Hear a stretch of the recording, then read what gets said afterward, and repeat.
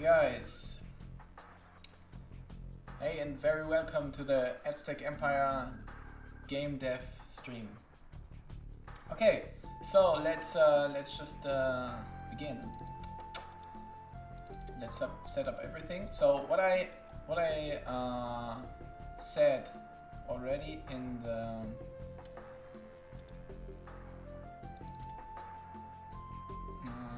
here you go. Okay, what I said already in the message on the Discord that I will create a loose screen today. So here's the win screen. It's probably a more temporary thing, but we will see. So the message which will pop up right when you manage all the requirements for the win. And after this, if you don't win, you need the lose screen. So for example, if we still need to discuss about how to lose actually in the game, but probably something like going bankrupt, totally bankrupt or so, will be the lose condition, and therefore we need a lose screen today. Yes. So here's the win screen. Let's just start with the lose screen.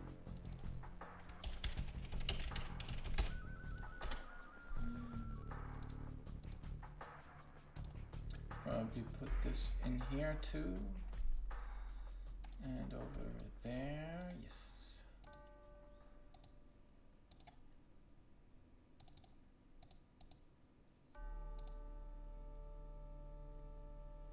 Okay.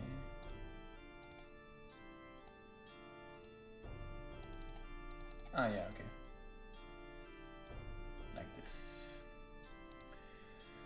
So let's start with the writing. So it's not you win, it's you lose.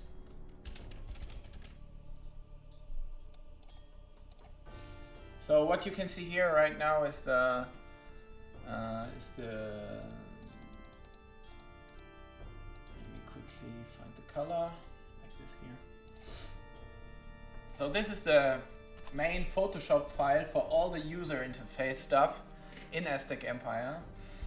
So everything what will be in the, or most of the things that will be in the user interface are made in this Photoshop file. And for example, we have here a bunch of different stuff. So here's the win-lose window, but we also have, for example, we have the standard window for here normally there would be a citizen and some house informations in this here, maybe, but it's not in there right now. But for example, we have the city administration where you have different points, and you can go to all these points in this Photoshop file. Everything needs to be exported and put together in the game engine again. But for creation, it's very helpful to have this like show user interface.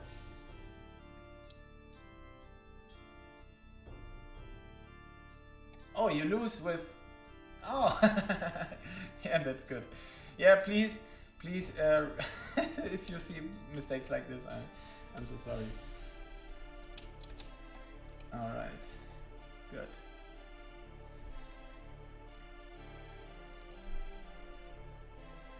So we have the win screen is all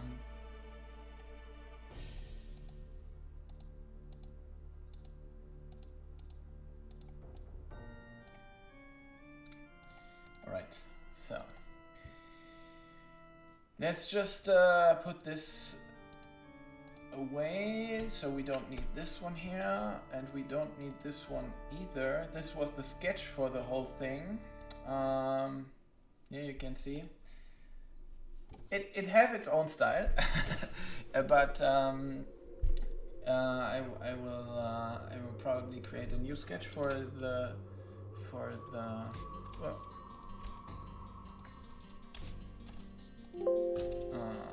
for the loose screen. And this was the color stuff, so this is also not necessary for now. Marks was detailed stuff, but this layer here, this one with the lines on, I don't want to delete this one. I want to recreate the style of it. So for example, I set up my brush, so it's like this. And the cool thing in Photoshop is that while I'm drawing, it's immediately creating the layer, how's it called? The layer adjustments, the layer additions, effects, yeah, the layer effects. And this is why I want to keep this layer as it is with the current setup. And now I can just draw anything what I want. But before we start immediately graving it into the stone, our loose screen, we probably create a sketch first. Yes. So in the case of the windscreen,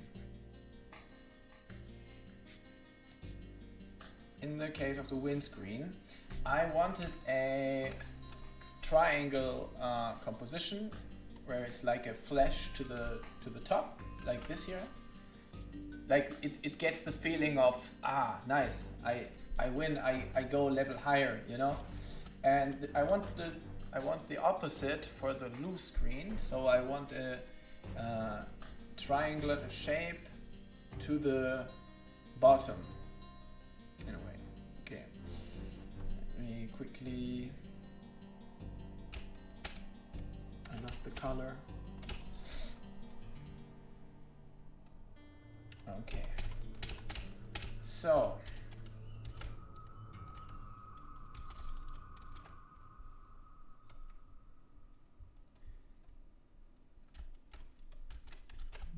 I think that's not the right color, but I'm not sure. What is this layer?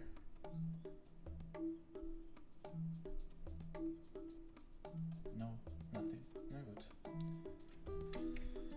Let's just mark this with question mark right now because I already deleted so many layers while thinking there was nothing on it, and later on I saw, oh, there was a gradient on it or something, and it was a catastrophe. Okay. Now I have it. Okay.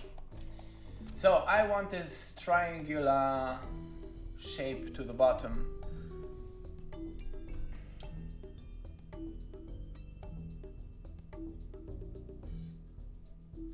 So thanks first to Antor for the nice compliment of the graphic style. As a graphic artist of the game, I'm hearing this with a lot of joy.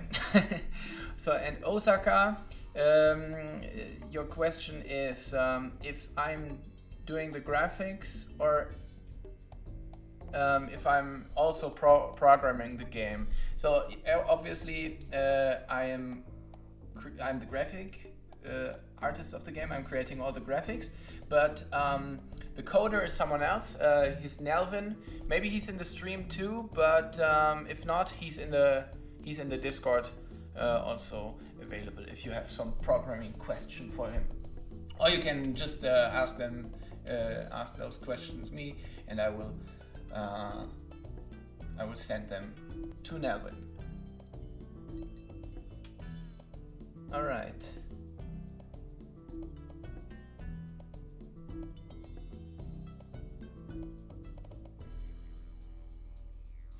Yeah. This is an interesting idea about kicking someone down the stairs of the Aztec Temple, but I thought more about something like some ruins that the city is lost, a lost place. So we are only 2 guys building the game. Yes, that's true, but we actually have some very cool, helpful musicians, which are creating the Aztec soundtrack. Because none of us is that much into music creation, so this is why we choose to ensure the quality of the soundtrack. We looked around for some musicians, external musicians, yeah. So I thought about some broken parts, maybe there are some plants here, but more looking like needles instead of maybe some destroyed parts here and there.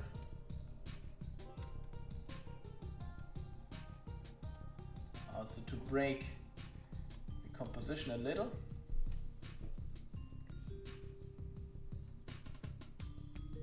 Discord.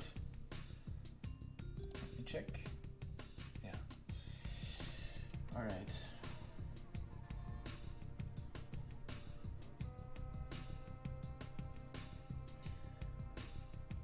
So as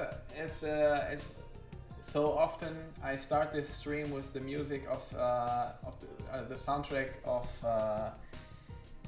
Age of Empires 2, the really great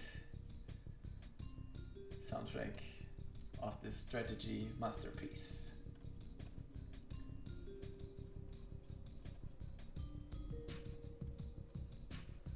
So Nelvin and I, we are pushing the development of the game of Aztec Empire right now very strong. We are working on it every day. We really want to get to the next step here, and this is also why I'm doing this Devstream today and now. And as you can see, the user interface is already going in a certain direction. It's already. Oh, maybe I have an idea. Maybe there's some clouds or something which flowing in this. Hopefully it's not looking like a nuclear explosion. I want to try some sculpting here.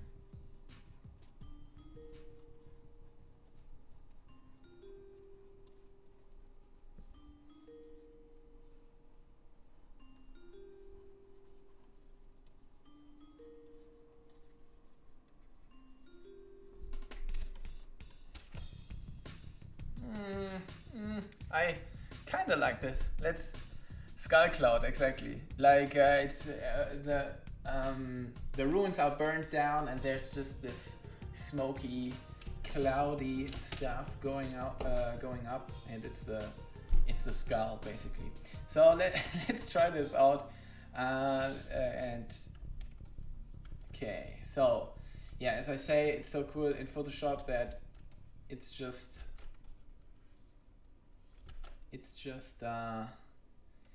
doing this layer effects for me. And now I put on an add-on for Photoshop. So right now in Photoshop there is not really a line stabilizer. What is a line stabilizer? It's actually just that when I draw this line here, that it gets more straight, and it gets more straight. So for example, if I put this is the line stabilizer of Photoshop. So if now you see I did the same movement in the line, but it had less wobbles in it, and it's okay. But actually there is an add-on in Photoshop, and it's not online right now. Let's just start it. It's called Lazy Nezumi, very nice tool. I can only recommend this to all graphic artists who are working with Photoshop.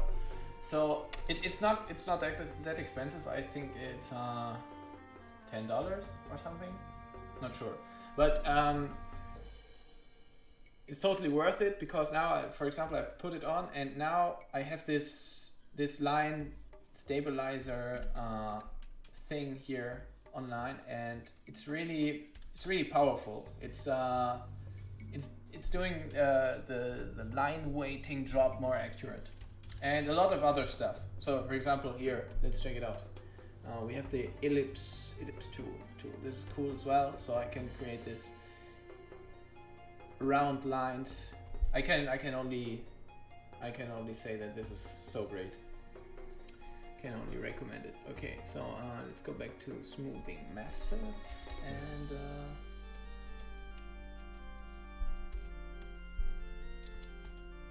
I hope that. No, what have I turned off here? Ah, okay. All right. I thought I broke it.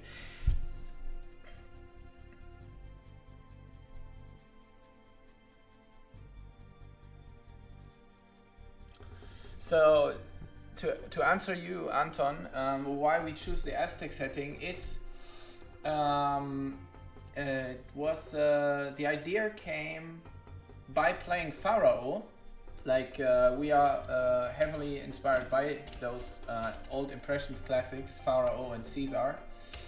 Let me just quickly check the line size here.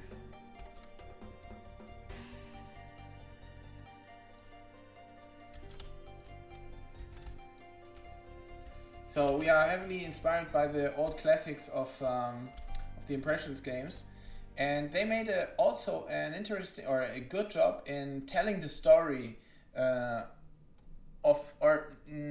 let me explain it else. So they made a good job by showing the culture. Yeah, exactly. So for example, when I built this Egypt city, I always had the feeling that they really built the cities as in the game, and it's probably in reality it looked a little bit different, but it was the only way to get close to the Egypt setting in a way in the game, in any game, for example. So if I want to build an Aztec city, today it's really hard to speak. No, but what I want to say is that it really gave the sense of building an Egypt city, and I really loved this. So I searched this for other cultures too. So they have Emperor, where you are building ancient Chinese cities, and this is really cool, really cool too. And they have even a Greek setting. I think they have a lot of settings actually, but I think I couldn't get enough in a way.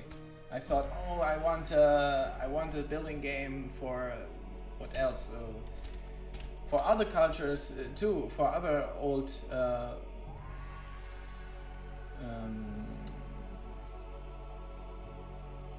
civilizations, ancient civilizations as well. And Aztecs, especially Aztecs, they have such a cool culture with their gods, like for example, Quetzalcoatl, the feathered snake, which is flying in the sky, and I don't know, they have so cool myths and histories, especially when it comes to the sacrificing part.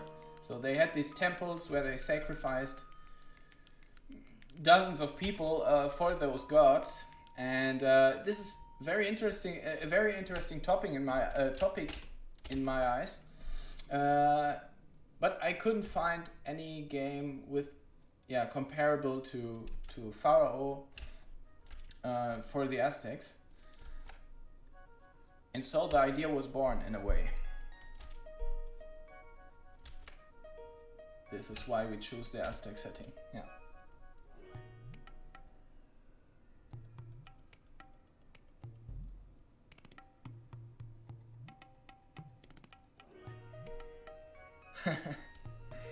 Yeah, it's good that you that the background music is fitting well.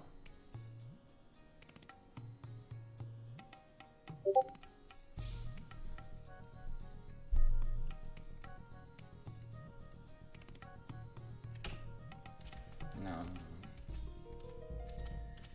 So let's compare what I've done right now to the windscreen. Let's check it out. Yeah, it's working. It's working. I'm still not sure about this loose screen as it is right now. Same goes for the windscreen. So what I often do when game developing is that I just create something. I just try an idea, bring it to life, and then try it out in the game and play it a little bit with it, and then I get a sense for what needs to be changed. And yeah, the interesting thing is sometimes I create certain graphics just as a concept, for example, and I think, hey, this is totally work in progress. This really needs to be fixed later on, or polished later on, and then it's in the game and it's working already very fine. And then I'm saving dozens of hours by doing this sometimes, and this is why I'm just preparing some stuff just on the fly like this here, put it in the game, see if it's fine, see if there's something needs to be changed. I really can recommend this workflow as a graphic artist, at least. But it worked as well, very good for a 3D project I tried once.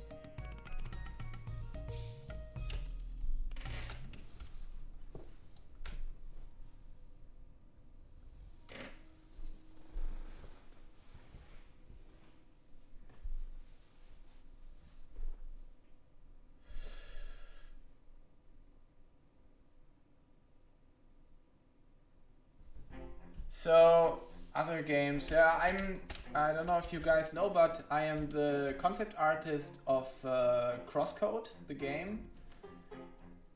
It's a pixel art, retro inspired JRPG.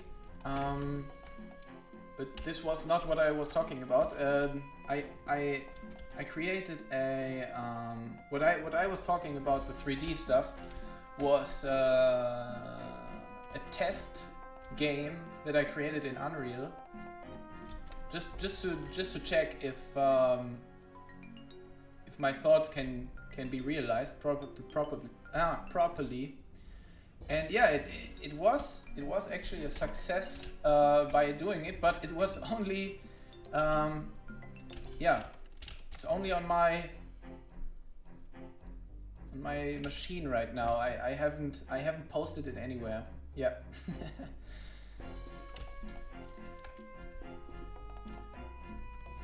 I just worked on some other titles as well. Don't know, maybe you guys know Parkitect. There I worked as a concept artist too, and also in the game called Shadow Gangs, but this one is really long time ago, and it was at the beginning of my freelance career.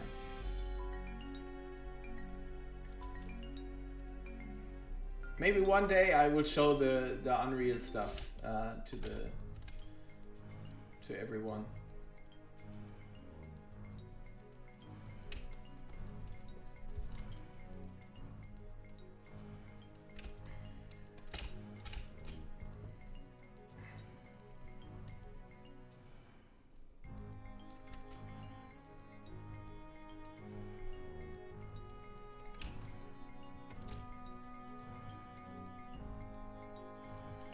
So those roofs needs to be a bit more destroyed somehow.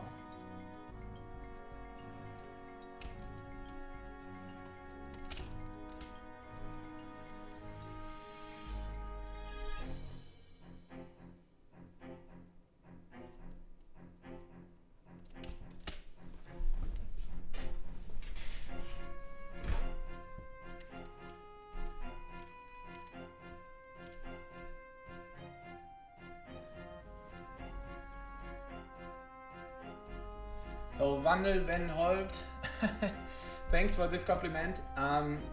It's always been a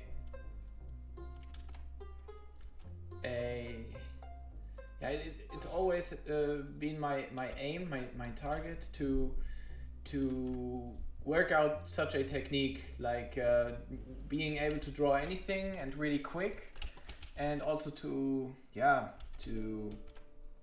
inscenate it good as well. I'm always using very basic tricks. So for example, does anybody know Bob Ross here? So what I want to say is Bob Ross, he's an artist, and he was an artist. He's not alive anymore. And he made this show on the TV where he was drawing a beautiful landscape in just half an hour or 20 minutes or whatever, and it looked totally realistic and so cool, and I don't know. And he in one show he said that he's basically using tricks that he learned over the years from many different artists, and he's just for example, that he used a soft but dry brush for the trees, for example, for the leaves. He just put on some brush tips, and it looked like hundreds of leaves, and this was so cool. But yeah, as he mentioned, he used some basic tricks all the time, and he mixed up those and so on, and that's kind of what I went through. I just went to not a lot of artists, but some like videos from artists which are creating art, but also analyzing styles of different artists, and yeah, thinking about the very fundamentals of art, which helped me a lot. By bringing just any idea quickly to life. And then now I'm like, it's not that of a big deal if someone say, oh, can you please draw me a giant city with hundreds of houses? Okay, yeah, give me 10 minutes. But at the end, still, if it needs to be accurate, if it needs to be clean, for very clean, then it still take a lot of time.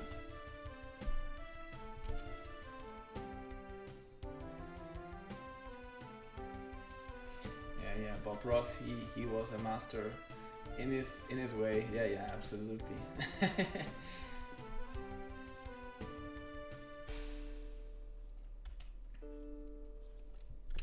And he also had this peaceful voice all the time. So now, let's put this little bush here, but this stays our little secret, okay?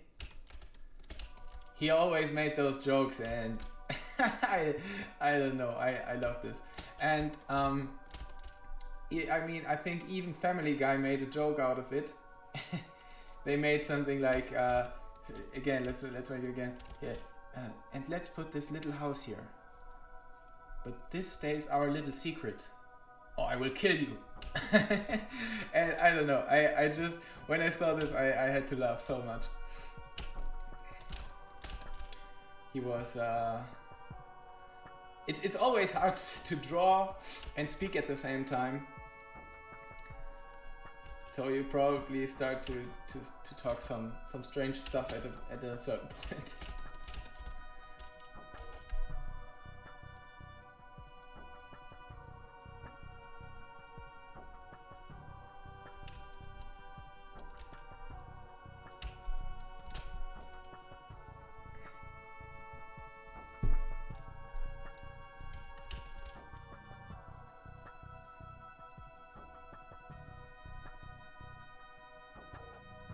So what I don't like so much about this background right now is that it's looking maybe a bit too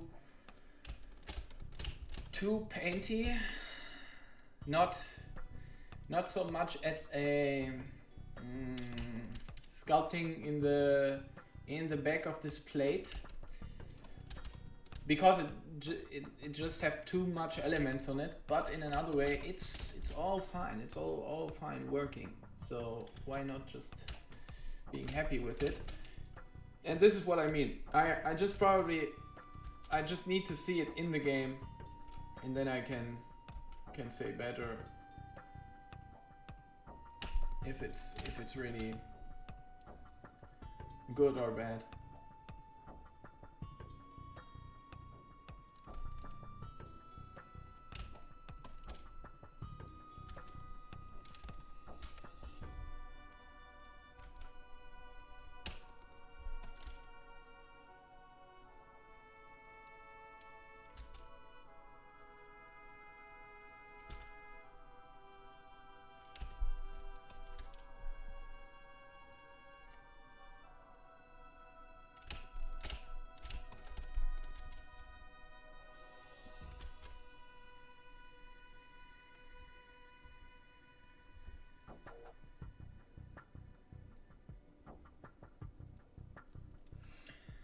So, yeah, Anton, you're right.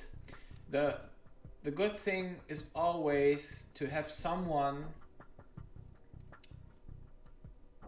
else in the stream who is reading the questions and who is talking with you. This makes stuff so much easier. But it's not that easy to find someone like this, I think, because yeah, it's kind of, yeah, the person therefore would need to be like open for yeah, talking with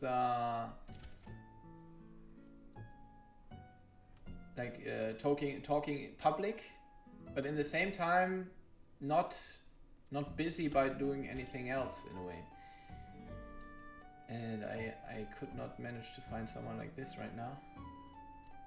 But maybe there will be someone one day.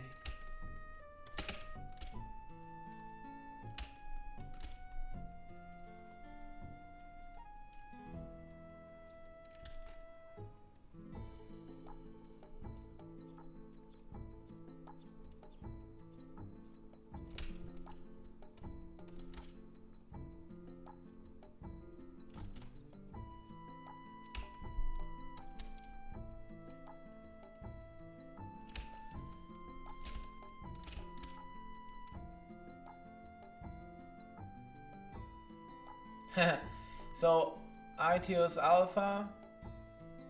Unfortunately, the release day will not be today, but maybe I can leak it here right now. Right here, right now. No. So actually, as I say, we are pushing it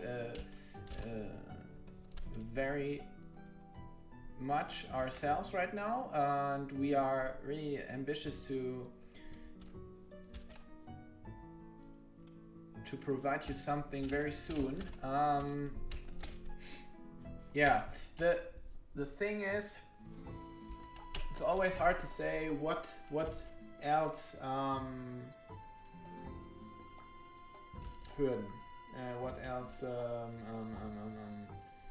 problems we will need to solve.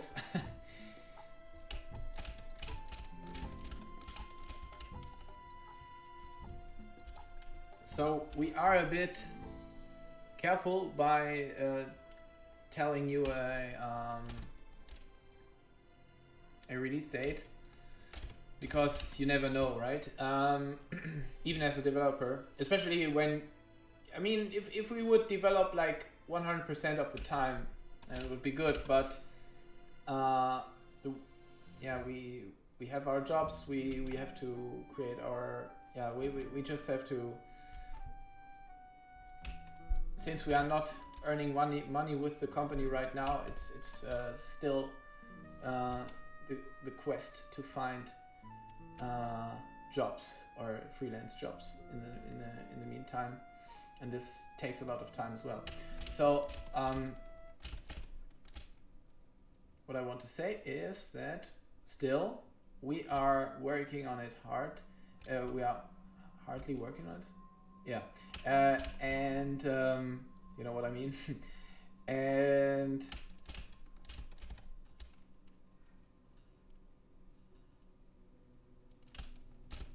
we are really trying to focus on a playable demo in the...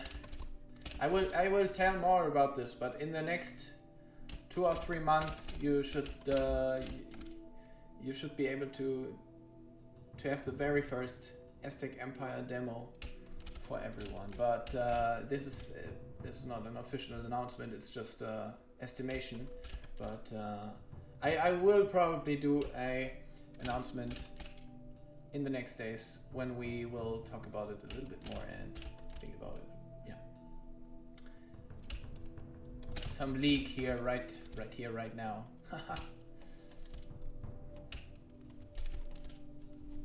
Okay, let me read this question here.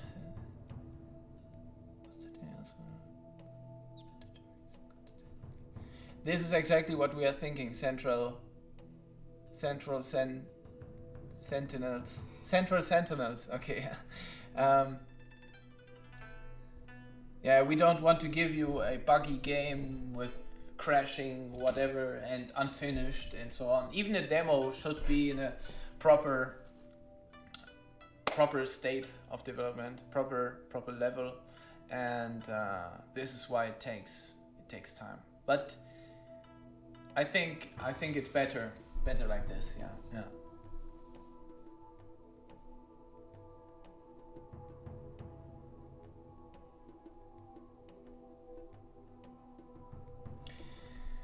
So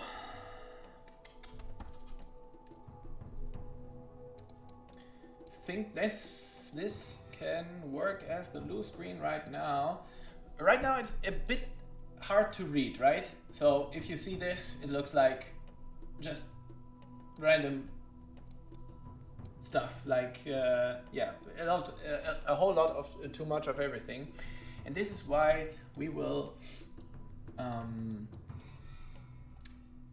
today it's really hard to find the words today. I want to ensure, yeah, exactly. I want to ensure to make it better readable by using some colors. So let's check this out. So what I'm doing here is, what I'm thinking about here is to put in the colors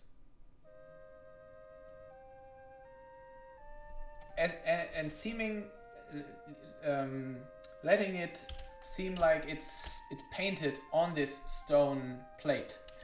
So for example, what I do is I take on another brush setting like here, and now I turn off the line weight stuff, and now I'm doing this here. For example, this is just an example, and you see it's looking terrible. It's looking like, oh my god, someone have painted with a red brush in Photoshop. It looks no good. And the technique is easy. I just put the blend mode to ineinander kopieren, and then put the Deckkraft, the density, the opacity a little bit lower. And also what I need now is a soft eraser, and now I can just erase this away. And this looks kinda, it looks more like this painted on and washed away like this. Oh, hi Nudelkopf, schön, dass du da bist. So what I'm thinking about here right now is probably we probably need 2 elements here. Not sure.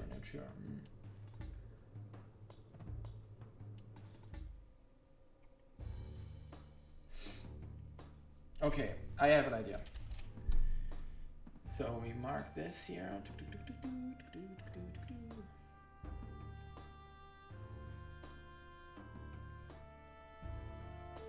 The highest concentration. It's the lasso. It's time for the lasso tool. I mean, even here, I don't need to be 100% accurate on the lines, because in real life, if they painted this plate, they probably made some mistakes here and there too, so why not making it more natural? So, like this, like this. Okay, and now I want to push this one here to the dark side. So let's make this dark. Let's put some green tones. Maybe more in this direction, and more reddish, like this here. Should look a little bit more dark, destroyed. Now it's actually it's immediately better readable. And we need something similar in the clouds, I think. But wait, let's just do this one here. Let's just... We save the selection by doing this here. I just fill the whole selection with this color, blend it out, and bam! I can always select it again by pressing on it. So it's saved. So now we need the clouds. We need the clouds too.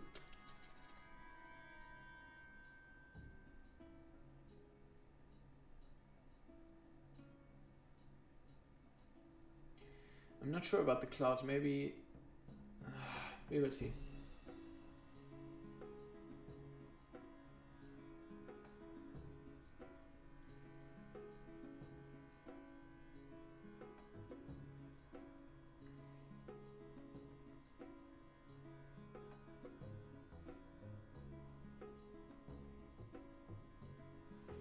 Okay, here I need to be a little bit more careful, but probably we won't even go down there, I think. Like this. And now, you know what? Let's also do this trick here. Okay. And now let's just do this dark.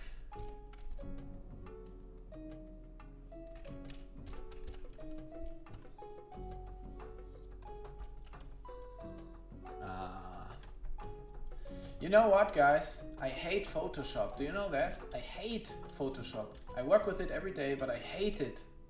Yes. Can you see this? I always need to set up... Look, this icon.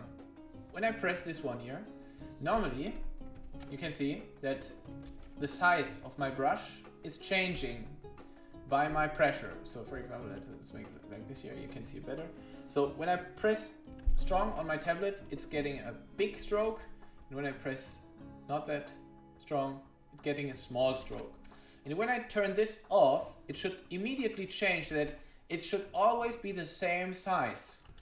But no, it's not like this in Photoshop. You first need to switch to this brush and switch to this brush again, to the brush that you have been on, and then draw, and it's still not working. Okay, my bad. Okay, but I tell you guys, it should not be like this. In the old Photoshop, in the Photoshop before it get updated like this year, it worked very fine, just fine, just as it worked right now. Where I wanted to show you the problem, but it's happening often with this brush here, by the way. When I put this on, okay, now I put this off, and now it's working. And this is the thing what makes me so skeptical, because sometimes it's working and sometimes not. Really, So I guess if you are working with some software, you had certain problems as well. Maybe.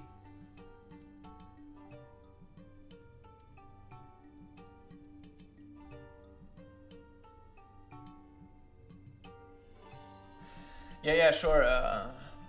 Funnelbenholt. Funnelbenholt. Sorry, this name. I know Krita, and I also I have here Clip Studio Paint, a very nice painting tool as well. Probably better than Photoshop, but I don't know. Still, Photoshop is the tool of trade. Different reasons. First reason, I worked with it since years now, and I don't know. This if you are so trained into one software, it's very hard to get off of it. But that's not actually the reason, because if this would be the case, I would just work in the other program until I'm as good there too. But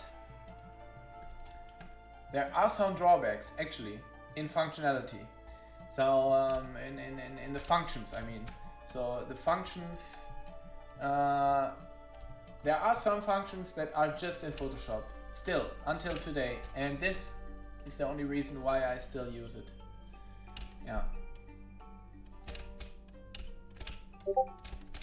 I don't want it to use it so much anymore, but in a way I have to.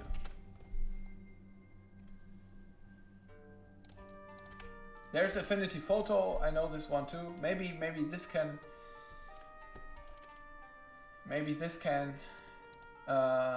beat Photoshop in a way, but I'm a bit skeptical, I have to say. I mean, not that Affinity is not good. I really think I haven't tried it, but I believe that it makes stuff better than Photoshop. I really believe that, but again, I haven't tried it yet, and this is why I can't say so much about it. Yes.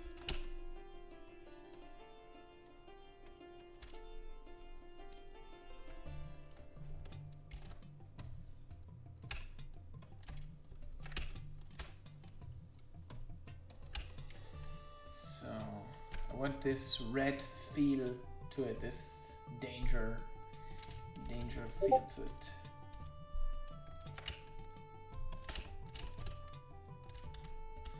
And now let's just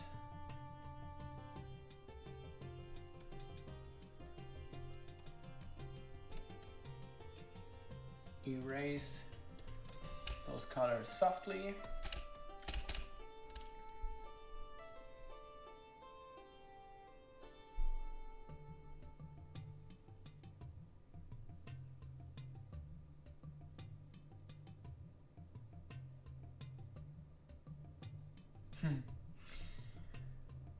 Yeah, actually, as I say, I worked with Clip Studio Paint, really nice tool, and I'm also into it. It's different to Photoshop, but I could manage to get into it properly. Yeah, but still, I sometimes get to a certain point where I need to open Photoshop again, and I'm not so much of a fan of using so many different softwares for just one purpose. So for example, same goes for 3D. I know people that are using, I don't know, multiple 3D programs for one purpose, and I always tried to keep it as reduced as possible. So that's why I'm such a fan of Blender. Blender is actually a really nice all-rounder in a way, when it comes to 3D at least, yeah.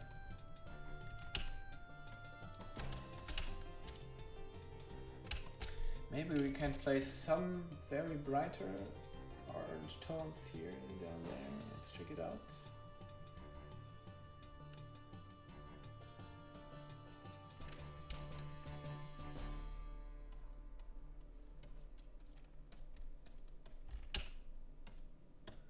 Yeah, looking like it's burning a bit, yeah.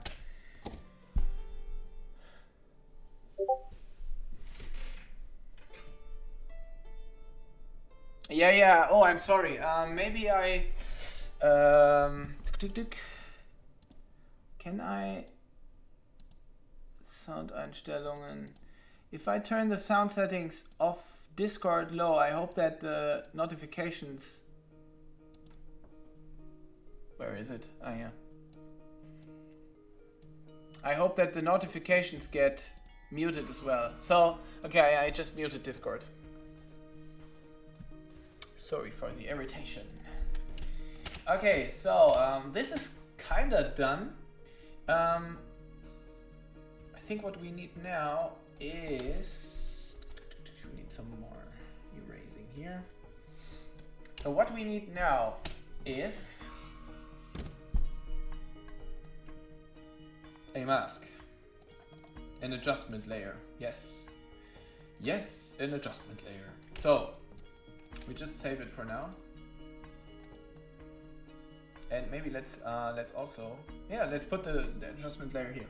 So I'm always using Tonwertkorrektur. Yes, you all know what Tonwertkorrektur means.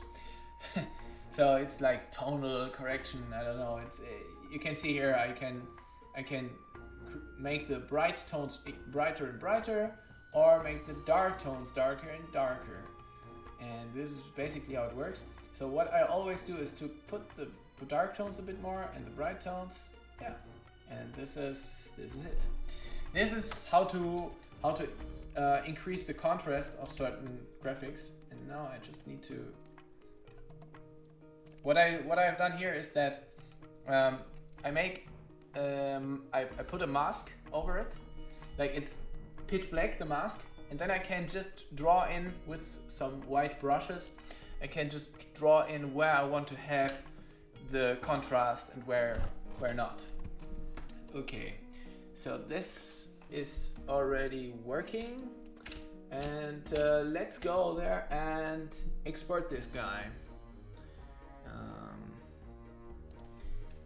So I copy paste this into another screen. I always do this because I always try to avoid like cropping the image here, like cropping it now and then cropping everything away, and then export, save it, and then maybe accidentally over save it so that everything's get lost.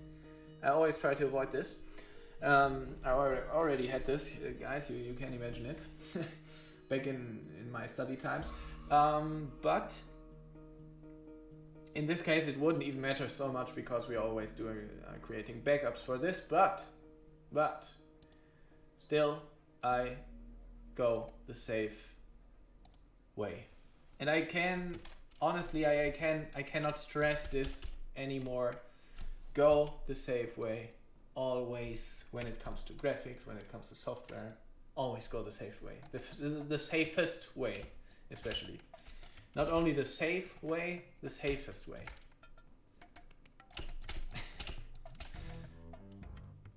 You probably know what I'm talking about.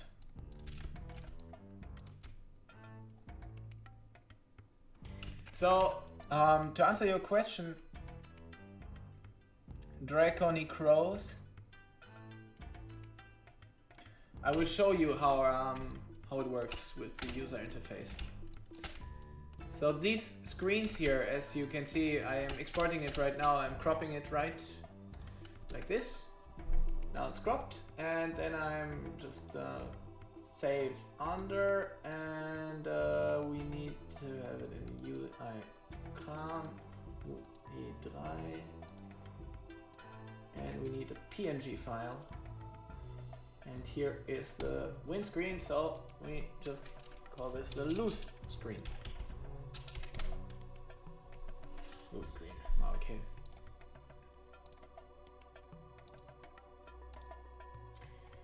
So how it works is pretty simple in a way. So there, in except of those like bigger images, you have a lot of different images where you need to have a dynamic size. For example, this administration button. Let's see if is it here anymore. Anywhere. Or maybe we take another element. Maybe the administration button is over there. Yes, okay. So if you take this guy here, you can see that actually the graphic in my folder, the actual graphic looks like this here, and it gets sized, resized as much as I want in the game. So for example, this guy here, I can make it shorter, or I can make it wider. Like let's make it super wide, like this here.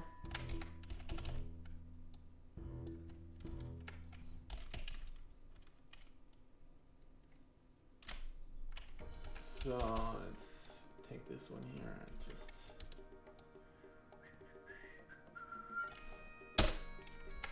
You see, immediately it's wider, and basically every button or so in the game have this kind of scalability or modularity, so that for example these guys here on the right, they're always the same one, just with some other symbol in it. So it's just one graphic, and it gets copy pasted all the time. The advantage there is that you can quickly adjust stuff. So for example, if I'm not happy with how the administration button looks like, I can just change it, and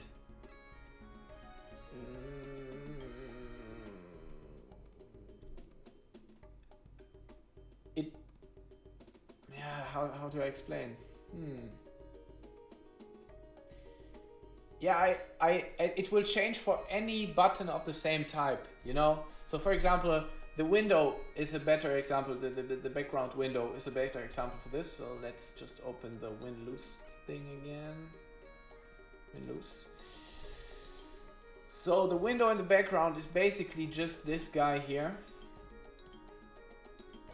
just enlarged as I have done it with the button. And yeah, when I want to change the looking of this window, I don't have to change any window in the game. Like, we will have hundreds of different windows, probably not hundreds, maybe, I don't know, a lot of windows, okay? And instead of changing it in any window to make it fit again, I'm just changing those small angles, and it already gets resized in any picture. Very practical. What else? Yeah, I'm not sure. But this is one big reason. Also, the other reason is also very important when it comes to resolution, screen resolution on different monitors. So for example, if I have the resolution of 1920 to 1080, which is the typical resolution, then everything works fine. But what if the person have 1900 with to 1200? It's immediately getting some problems, and this is why a scalable user interface, like percentage scalable, this is why it's so practical to have this. So I can only recommend it. This was a very cool idea of Nelvin in the game. So when I was starting the user interface, let me quickly show you. The old user interface looked like this here. Yes. Do I have it in the here? So here's an example, like how it would look in the game. So as you can see, nothing much of scalability here. So if I have another resolution, you already can see that you don't have a clue how to scale it in any way, in any other way. And in the new user interface, everything is made out of parts. So no matter how large a screen would be, there are those super wide screens as well. If you remember, still it will fit in the screen. Yeah. Okay. So I will quickly. I will be back in a second. Wait.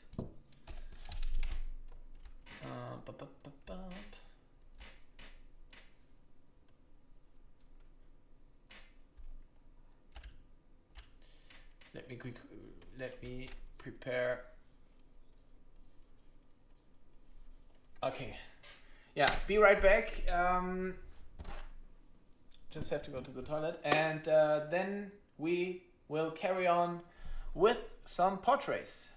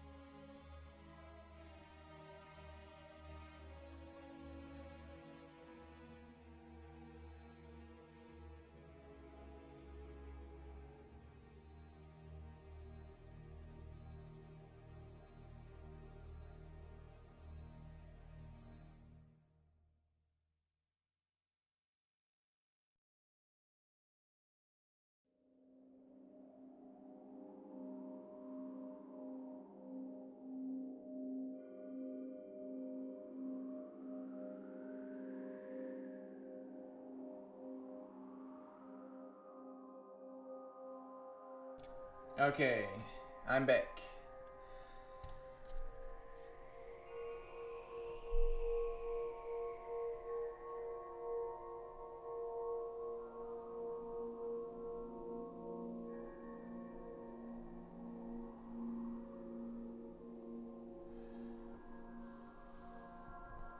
Exactly. You guessed it right. It's the Pharaoh soundtrack, which just began. And with this one, we will go to the portraits. So let's just save this one here right now and go to the portraits. So.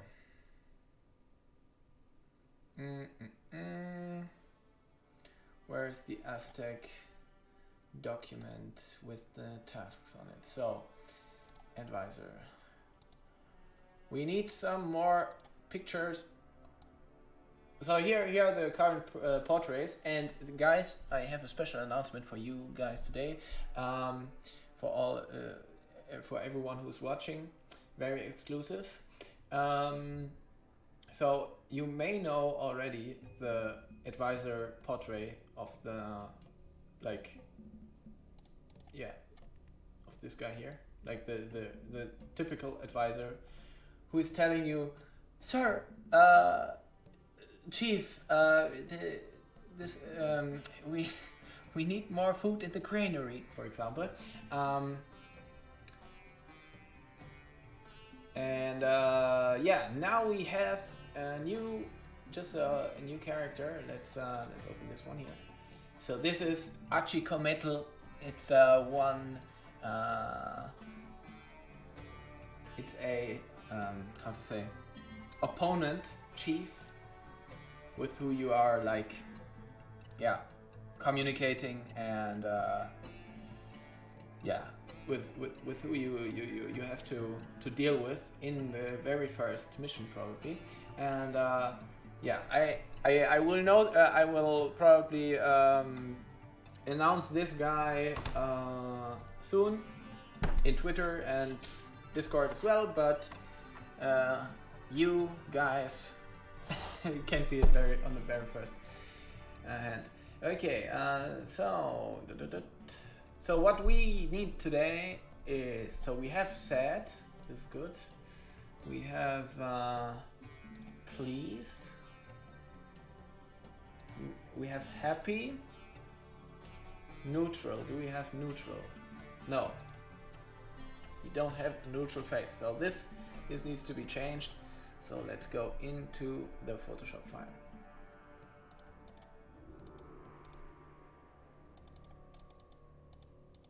And here's the basic sketch from before.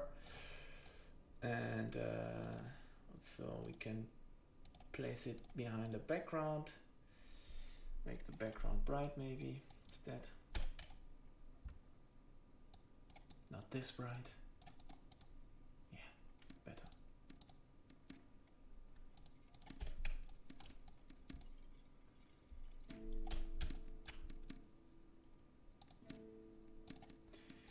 I'll probably leave the sketch. Okay, here was a try of a rim light, but we decided to not do this. But yeah, let's just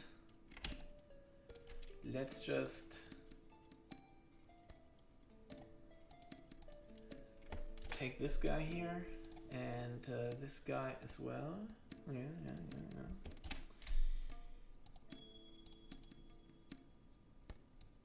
Bring them together. This will be the neutral.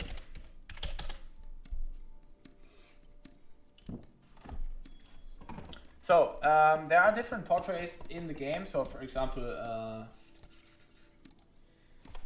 yeah, let's take Achikometl, the latest chief, the latest opponent portrait. You have there different moods.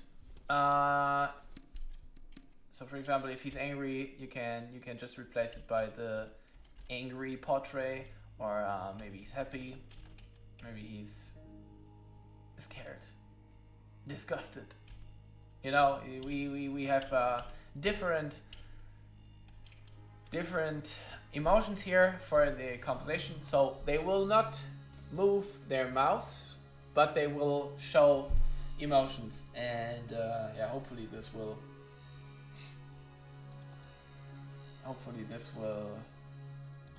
bring some life to them. So what we need here is the head. We need the head.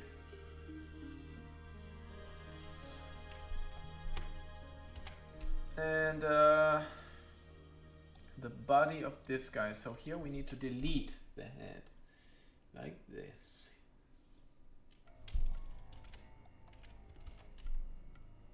Okay. Let's put this together and now just fix it.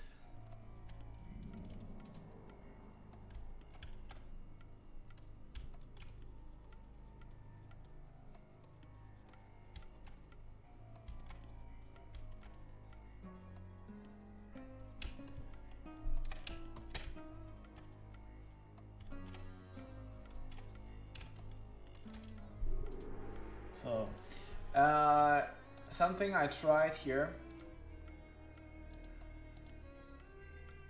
was this. Okay, can merge this layer, by the way. And it's getting on every layer again, nice. So here we take the sad guy, here we make the happy guy, and here we, this is the, no, this was the happy guy, the other one was the pleased one. Happy, pleased, and sad. So this gives it a bit more of control, because now I can just flip through the emotions by changing the frames, and this helps by, yeah, this helps for the creation purpose.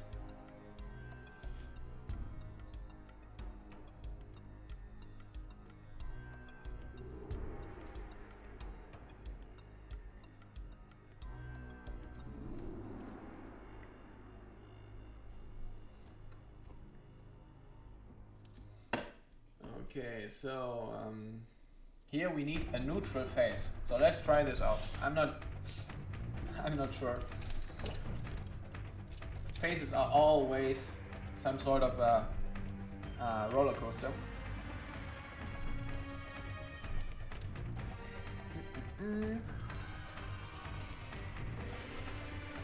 So let's close your mouth first.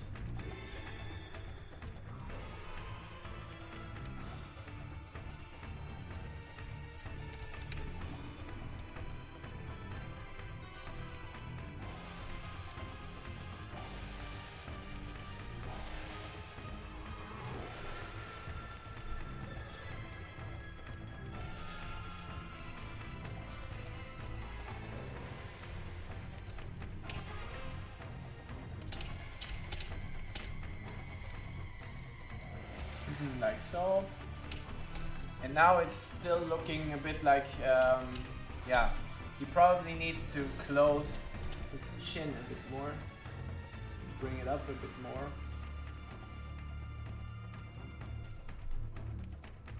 So let's copy that. I never saw the advisor with the closed mouth, right? Wait, what? No, no, no. Okay. I have not drawn this guy with a closed mouth. So he was damned, he was doomed to have his mouth open all the time, and now I'm solving this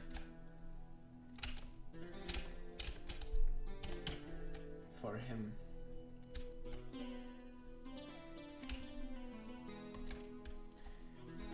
So, let's make this mouth a bit less wide.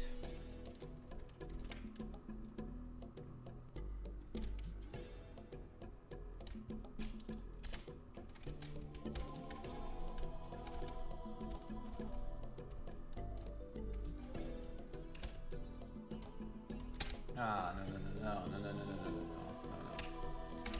This going in a wrong direction.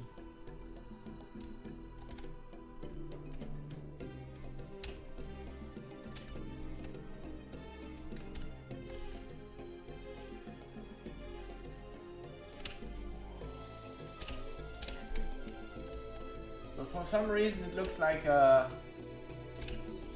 he's pressurizing his lips, and I'm not sure why. I need to check this.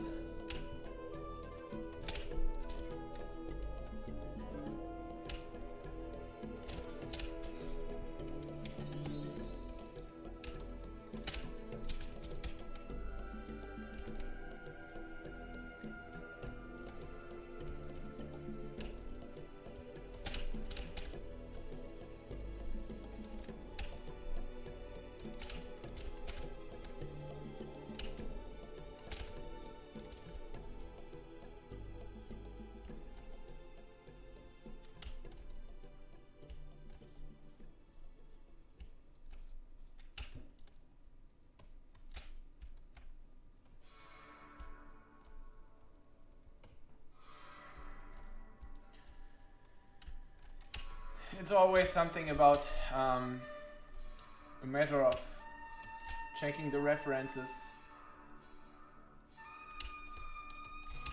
seeing what's not that right, changing it. Yeah, this is going in a better direction.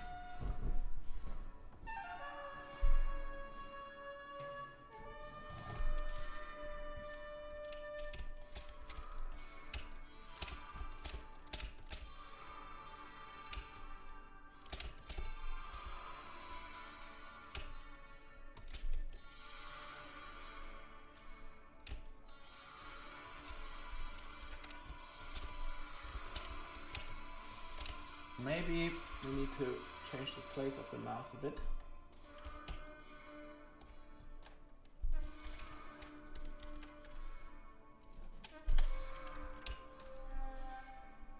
Yeah, this is better.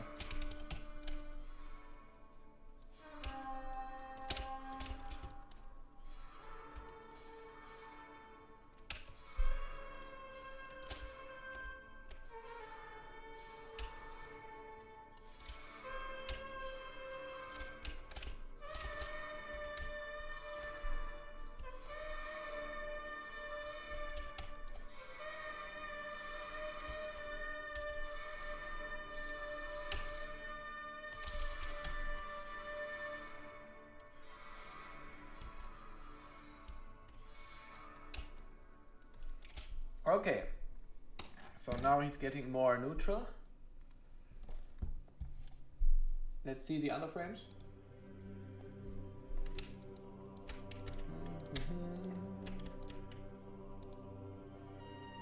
One second.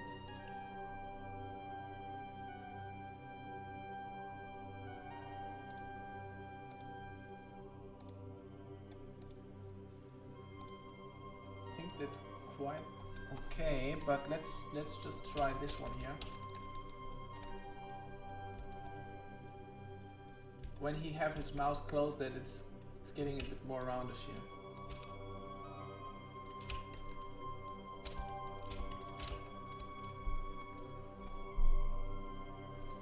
And we also need some darker tone underneath the lips. Let's try this.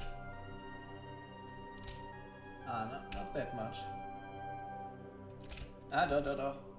It's working. Alright. So we have neutral, sad, pleased, and happy. So let's put it this direction. So what we do need now is we need some strict, worried, and panic. These are the three emotions that we still need. Strict.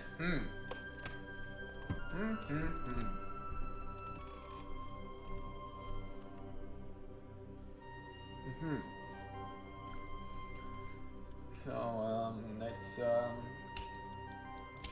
for strict.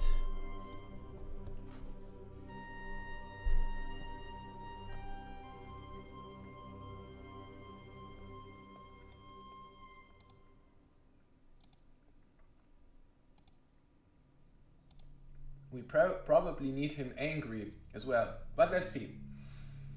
Let's go with strict first. So I'm creating a new frame,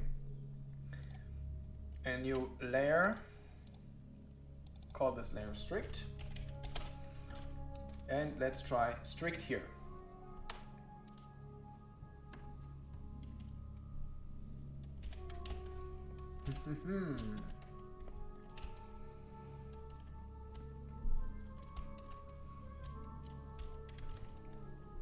So when he's strict, let's also put the canvas a bit larger.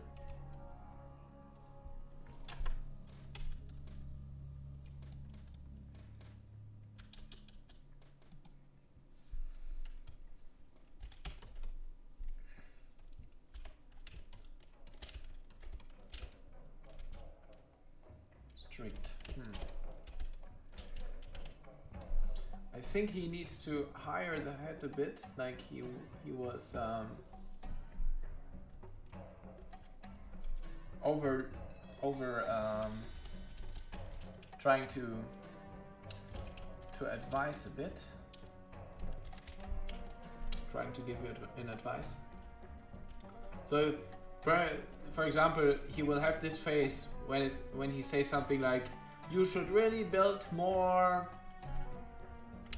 granaries because harvest will come in the near future." And this should have some sort of a strict feel to it, so that the player really gets the point that it is important.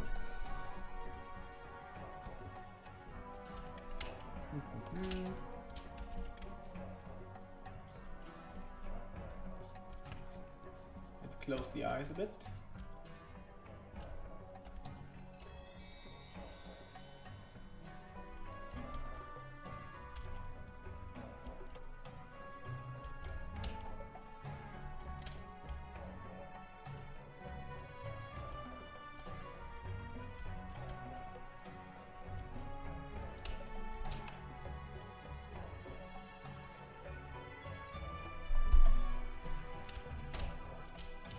Oh, let's put the eyebrows a bit higher.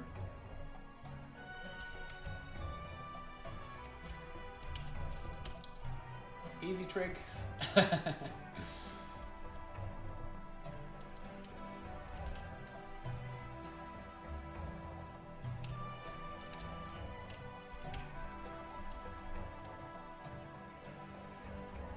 You know, guys. Exactly, let's put this here.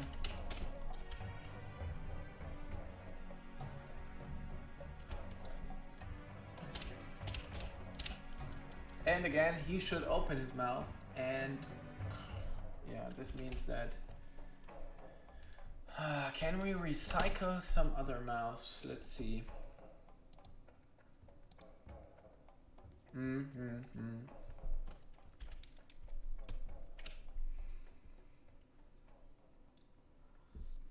Let's take the sad mouth and just strict. Oh yeah, I forgot something. Again, back to the sad mouth. And we take the whole chin here, yes, like this.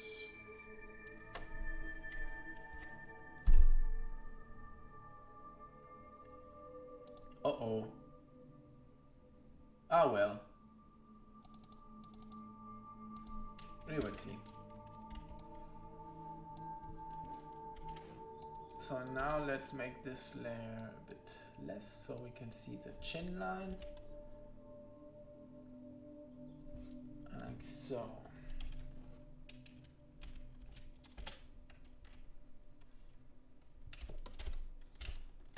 A bit off is fine, and it looks a little bit different too.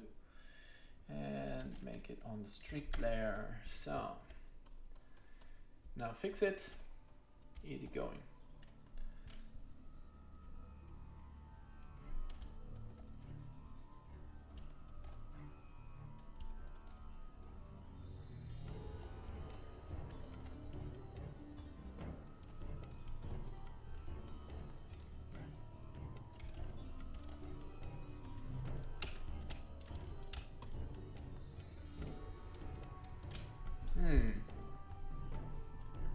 Thinking about, probably need this hand up thing, like the something like this here.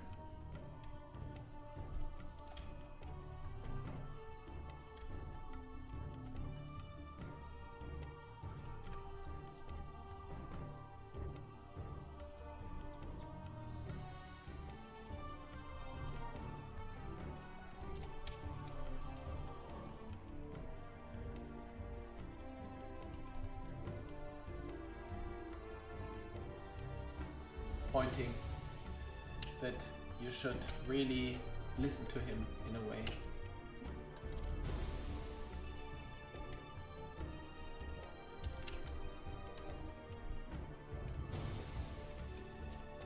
Maybe the finger is a bit long, right?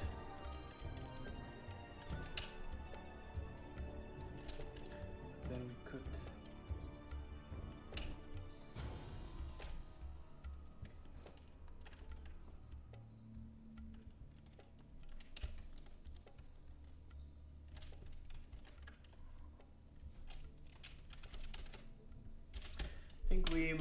we will do it more like this here, and like this, and like this, and like this, and like this, and here is the dark, and here is, we change the angle of the hand a bit, like so.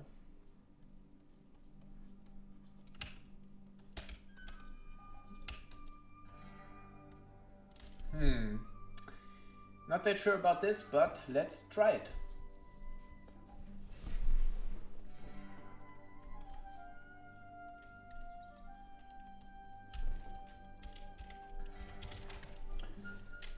Strict, here's the hand.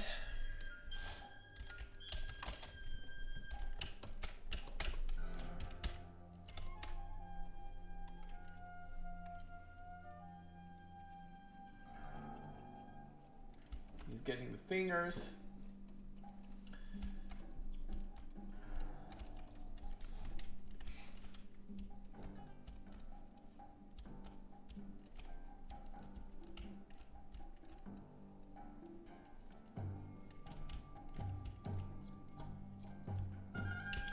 So what I always try by drawing hands is the same as I do on the other elements that I talked about.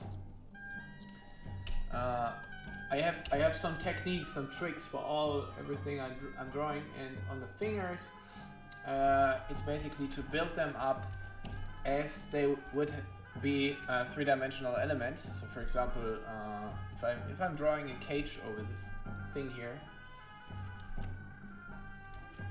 Let's try it in blue, maybe. Yeah.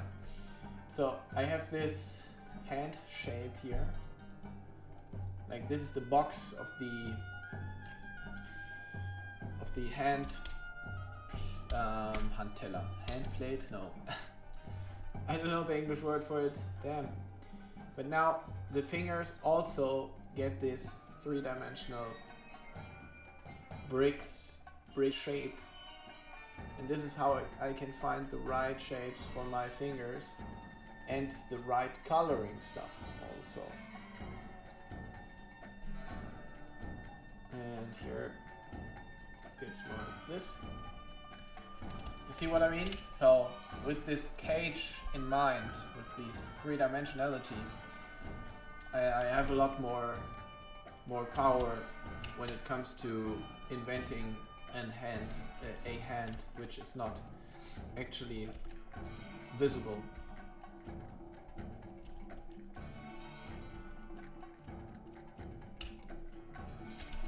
There's another guy in the internet, he's saying that I'm not sure, maybe you know his name if you know the video.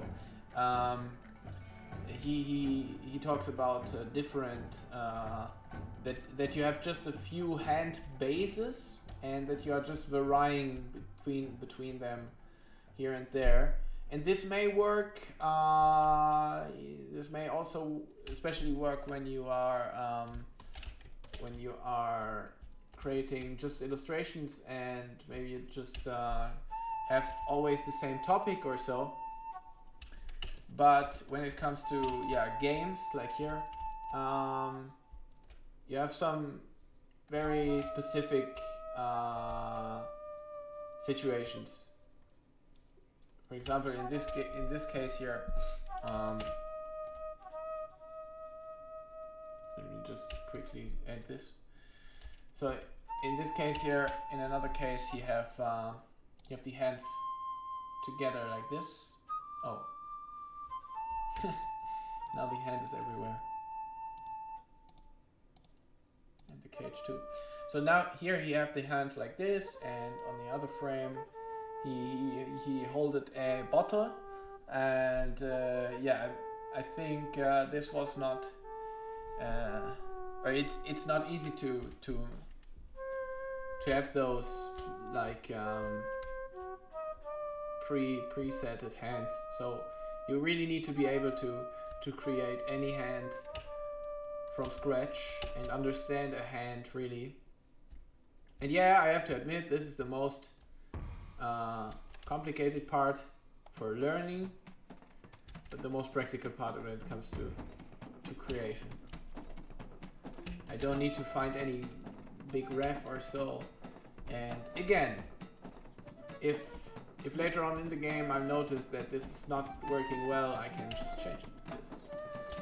I love this so much about game design, about creating games. I mean, that such a dynamic process. You can always go back and change stuff after you see it in the interactivity, which is a very big advantage for in my eyes. So, for example, when I'm creating illustrations, illustrations are always, I don't know, I cannot just play illustrations. I hope you're getting what I'm saying. You're getting what I'm saying. I cannot play them, so I cannot get so much of a feeling of them, of an illustration. If it fits, if it can be better or so. And here in this case, it's totally possible. You can create this this illustration, put it into the game, and then see if it's right or not. See if it works. And if not, I'm doing it again, or I refine it.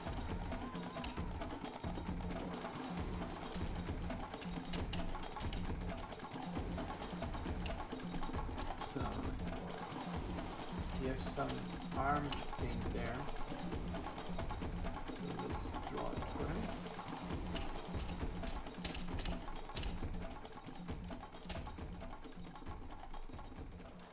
Okay, this would be the strict variant.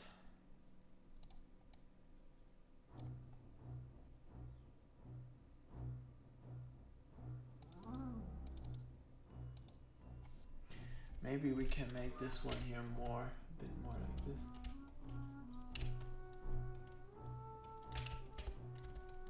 Yeah, I like this here.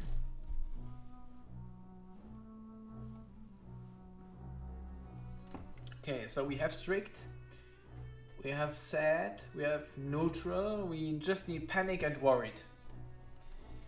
Panic and worried, let's check it out. So create another layer. Strict is off, anyways. Pleased. Okay, so what could be a good base for, oh, I think maybe sad.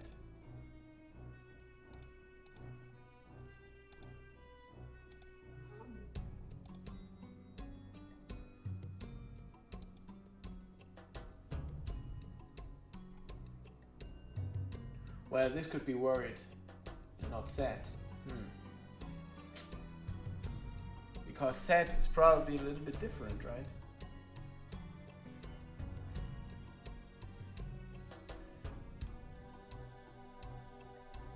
Okay, let's try this one here. So we take sad as a base.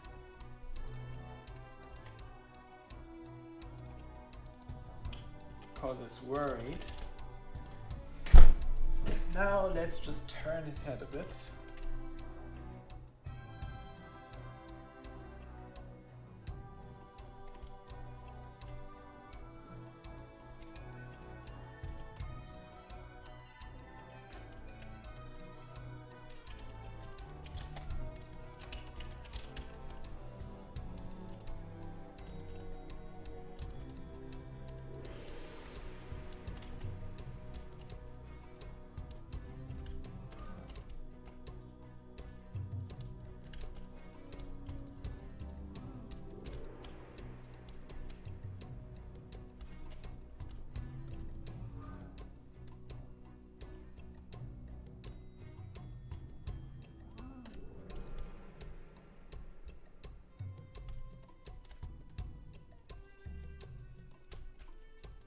Yeah, this is important to keep the colors at these points the same,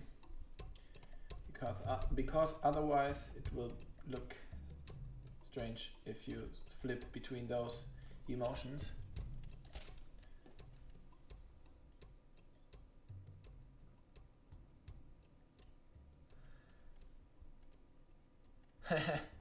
yeah, I'm happy that it looks like this right now, like what I looked for.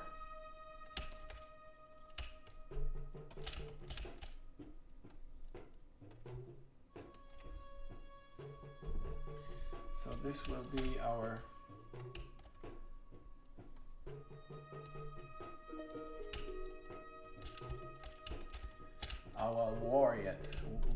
worried guy. So let's push this further.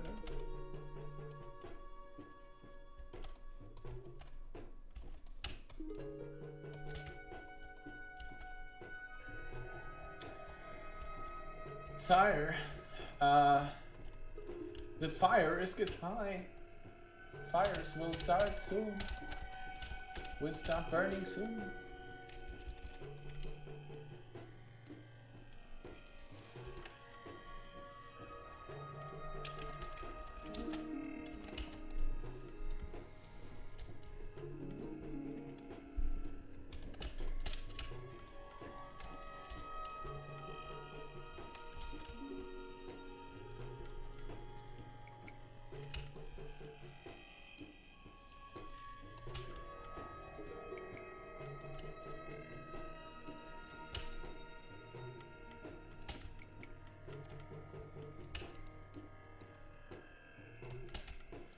Let's close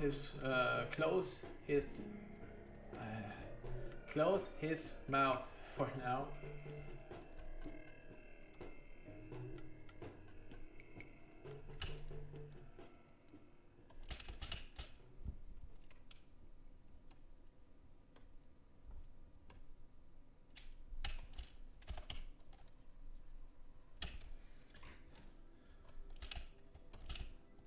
So this will be more of the of the worried phase, while the other one will be sad. This one here will be sad. This is more worried.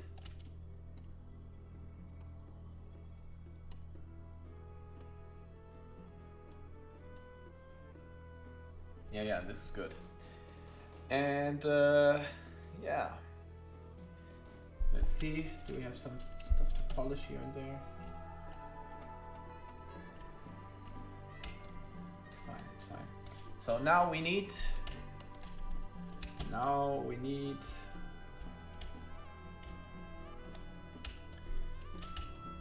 the panicking face.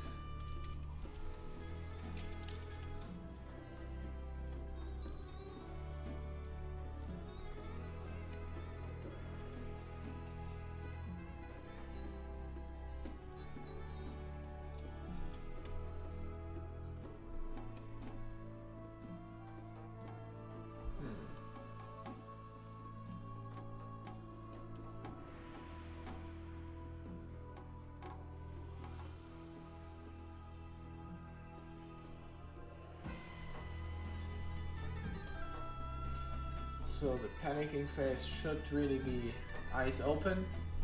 It should be really like he's getting scared of something. Like fire's burning. The whole city is on fire.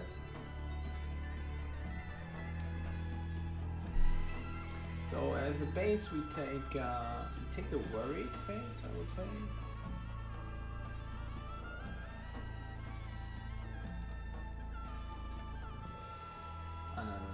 No.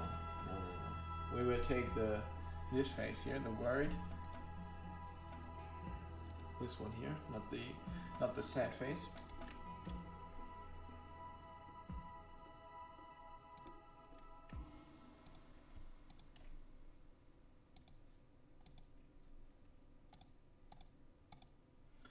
Exactly, and now let's make this panic.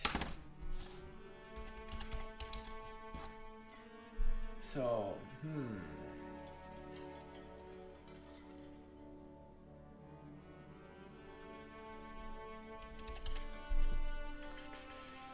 let's put his shoulders a bit high for this one.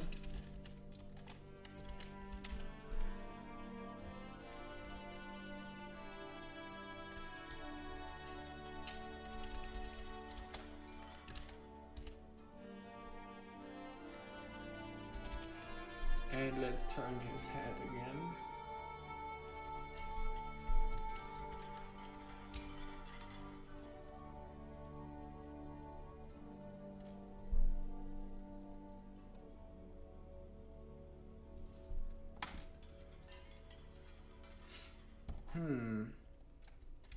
And also turn it like this.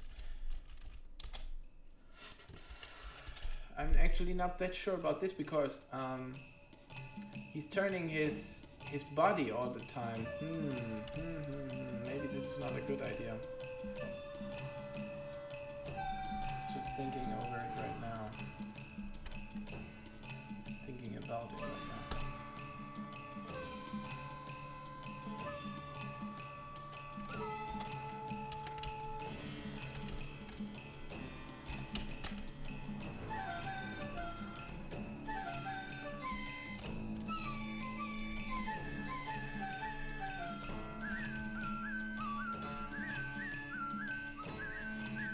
The eyes wide open. This is a panic situation.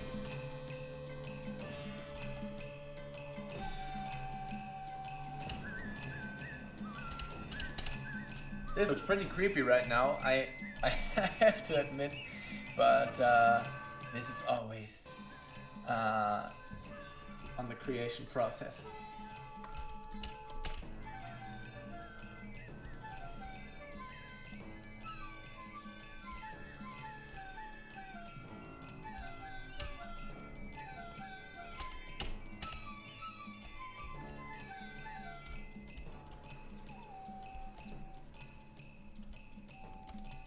Sometimes stuff on the creation process, stuff looks a bit strange.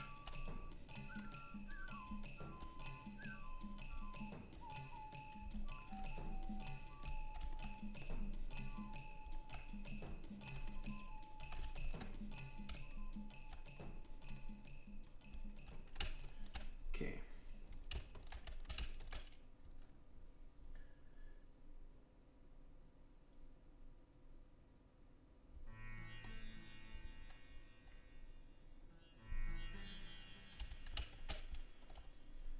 It's always important to see it in the whole, like every other portrait, and to compare it all the time so that it won't look too off, so that it looks more in the same context.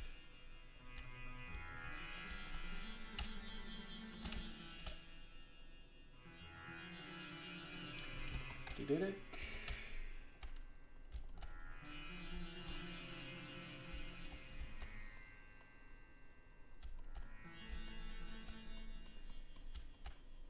I think after this portrait we will carry on to the housing and create some houses, one house probably.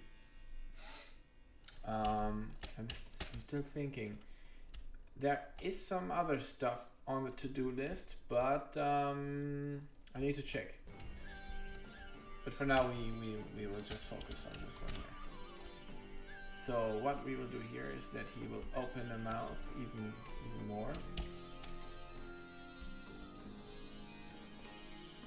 And let's make it pitch black in there first, as a base.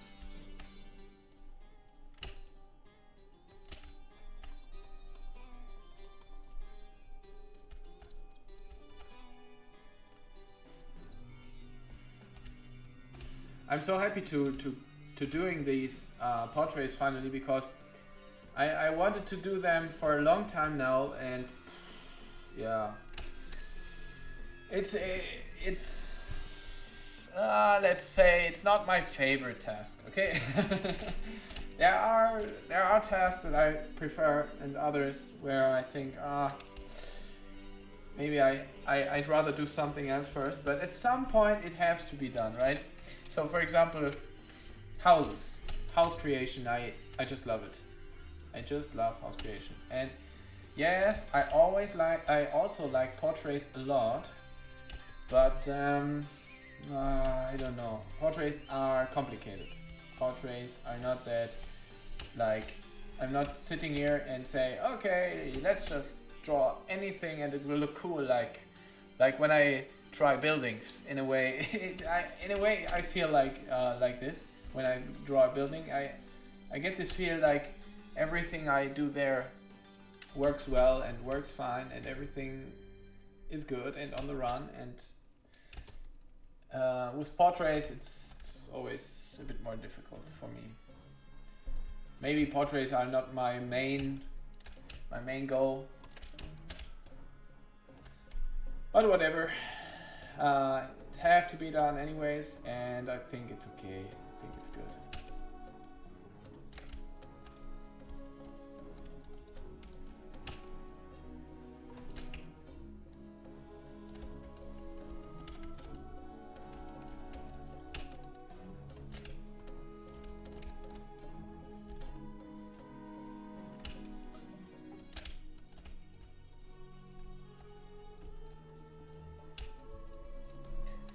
Yes, yes. He's this is how he should look. Houses are burning. Chief, the houses are on fire.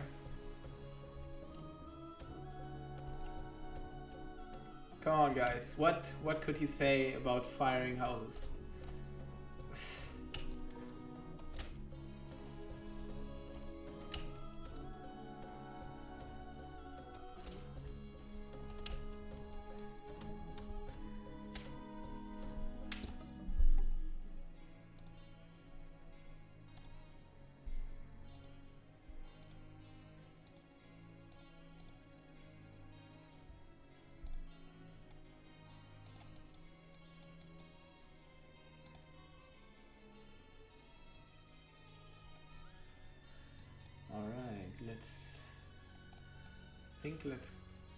Let's go for it.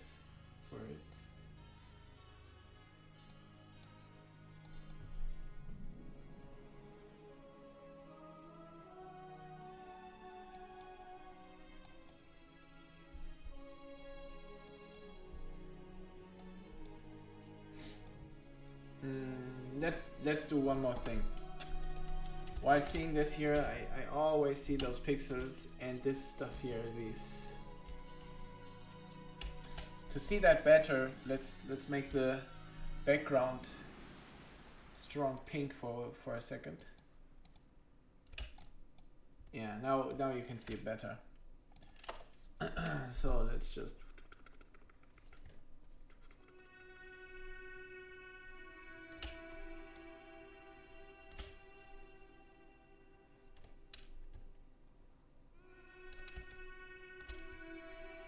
And here on the top two, those transparency parasites. All right. What else? Here, do we have someone here? On the sad face, yes, over there. I don't see anything here. I can see something here, and those guys. How about the next one?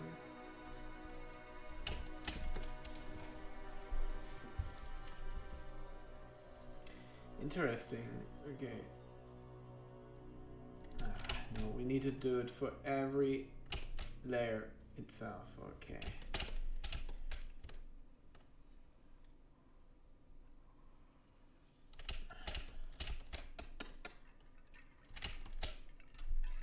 But this have to be done, right? This have to be done.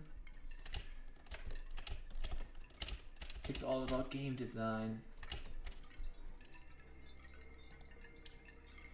Where was it? Oh no. No! Oh. And a strict layer was just here, I think. And let's go to the next layer. Every layer have this these mistakes, these transparency mistakes, but it doesn't matter, guys. we will polish this one. And afterwards we will export this guy, and after exporting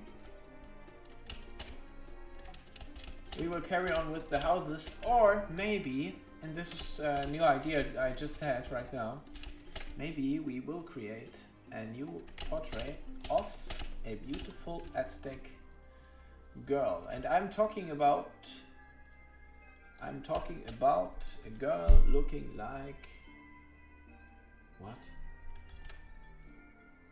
Which layer are we on right now?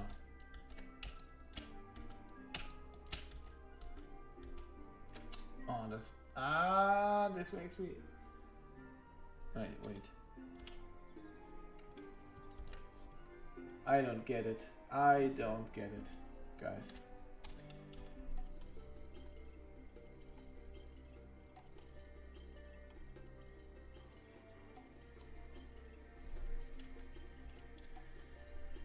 Pleased, yes. So, what I'm talking about is an Aztec girl like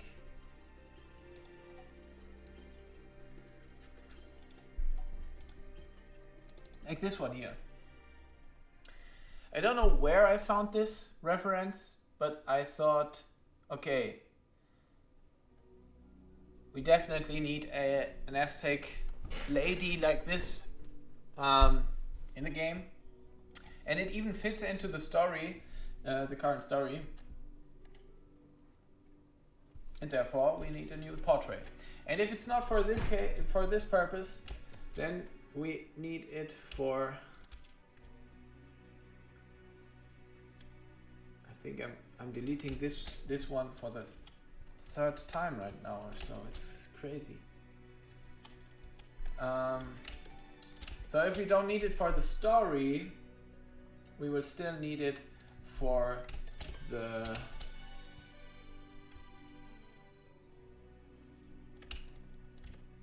housing portraits. So I don't know if you guys know, but in Aztec Empire we have these housing portraits.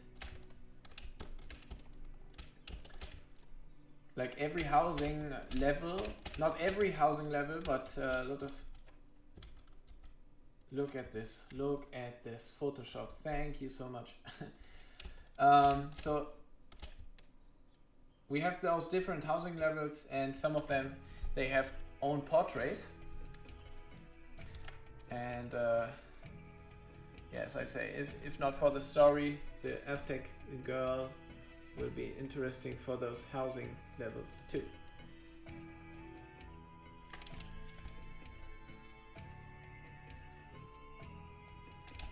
So, okay. Here's.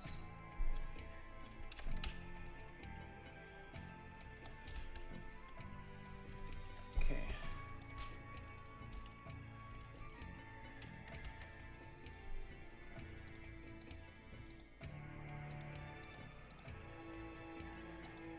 I think there's still something over his shoulder. Do I see that right?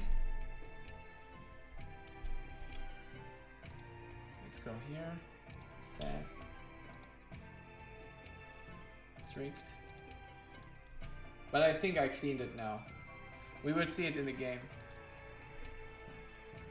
Yeah, we will see it. Okay. I'm glad.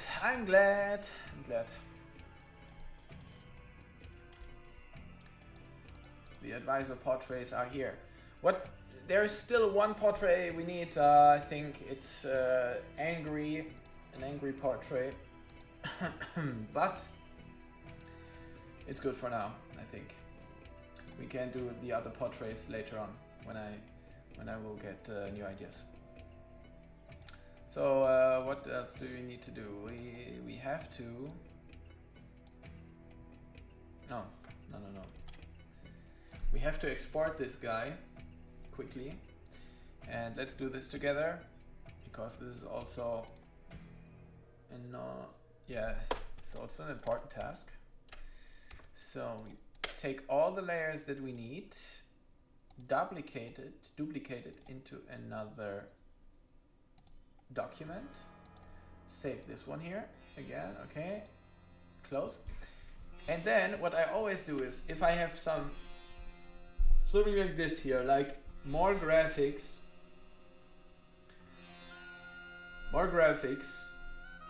of a certain type in different situations, then I am duplicating all layers, merging all layers together, well, blending them in, merging all of them together, selecting them, and then crop the image based on my selection. And now every possible image which will be shown will fit into the screen at the very same angle.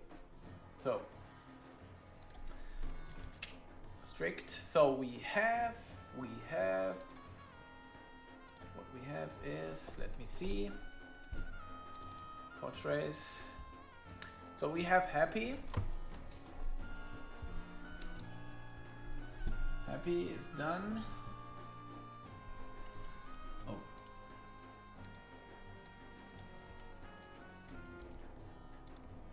So we have happy, pleased, good. Neutral, we don't have neutral, so let's export neutral. Always PNG file to ensure that that there's the transparency. And now I just take any picture, press on it, and just change this name to neutral.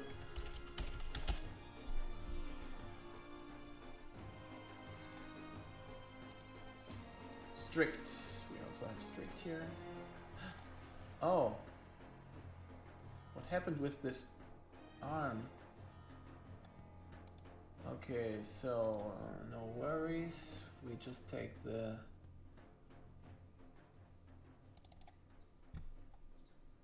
Just take these guys. I think I know what happened. Oh no. Oh no. Yeah, okay. Let's see if it works now.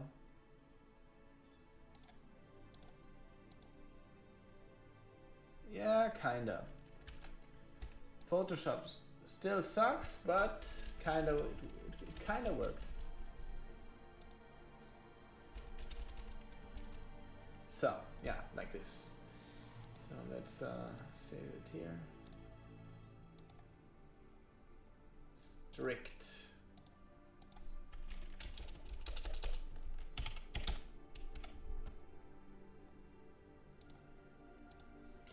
What else?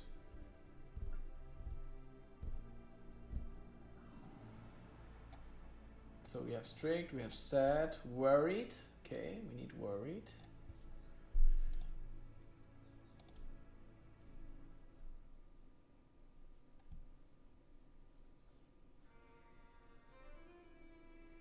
So worried and panic.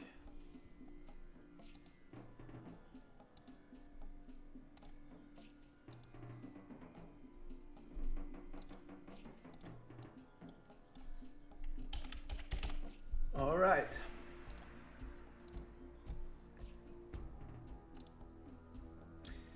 Very good, very good. So let's just put all of them together in the drive folder for Nelvin to use. Oh, and I forgot to share the loose screen as well. So it was in user interface, UI stuff. Here it is. And just place it in the inbox, Aztec Empire inbox. So this is the usual way. I'm creating the graphic, exporting it immediately, and send it over to Nelvin, and he will process it as soon as possible. This is kind of our workflow all the time. All right. So yeah. So we have actually we have two different. We have two different. Let me quickly put the music a bit lower. Yeah, we have two different possibilities. So first, we can create. Actually, we can create. This is something exclusive for you guys as well. So, oh hi, Louis, nice. Good to see you here.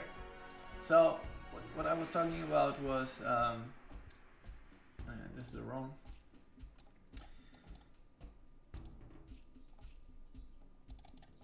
So there is actually a screen, a splash art screen. This was the sketch for this, and this is very exclusive, guys. This is a special announcement, but not special announcement. This is a sneaky look. I also tried to already work it out a bit. I think there's even a yeah.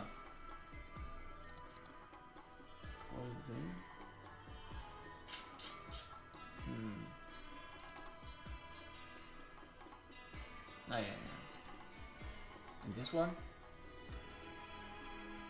Okay, so this is the latest graphic, and there's even the current Aztec Empire logo, but I'm not happy with the girl anymore. I probably need to change her in total.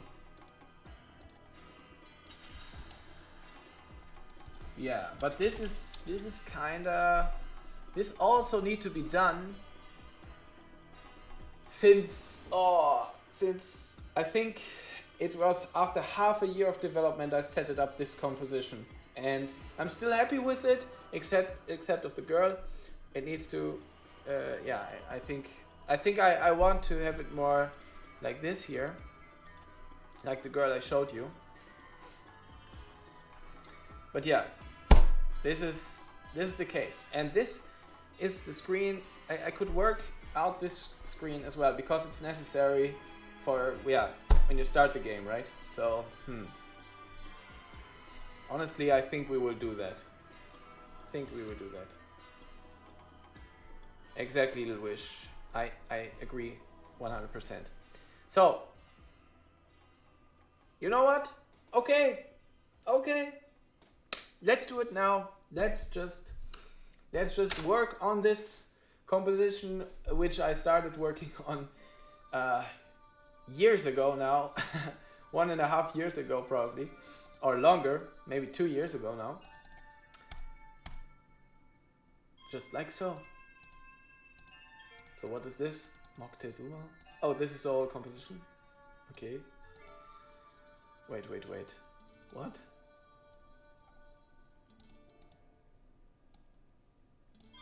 Trees? So, oh yeah, this could be interesting. Okay, well, what? No.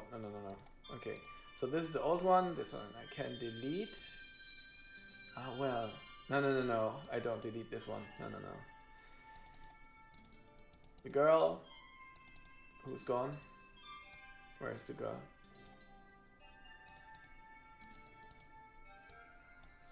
The girl. This is to check the overall composition, the values, always important. Okay, so here we have the top layer. This is the front sketch layer, and this is this guy here. So let's just put these guys together. This is fine. Oh no! I wanted to draw some guys there as well. Okay. Oh wait, we can do this. We can do that quickly. Wait.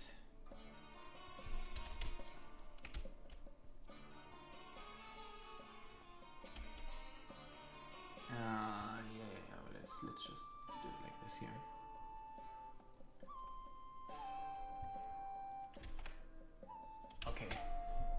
So actually, there's this stairway going down there to the city. It's basically the view from the mountain down the valley of Mexico, the basin of Mexico, where you could see the capital of the Aztecs called Tenochtitlan. The big city on the island. Really such a this was such a great structure in a way. Let me just show it to you because it's so. I don't know if you guys have an image of this. Tenochtitlan. Let's see it on the map. So this was it. This here. So as you can see, it was actually really an artificial island. And basically, there have been some swampy islands before, but the Aztecs managed somehow to modernize those little islands and build them up to this giant artificial city floating on the lake Texcoco. And what you can see here in the background, do you see this thin line? This is also a structure that the Aztecs really built. So if we see the map, can we see the map somewhere? Basin of Mexico. Let's just. Oh wait. Ah yeah. So as you can see here on this graphic, maybe. Not that good.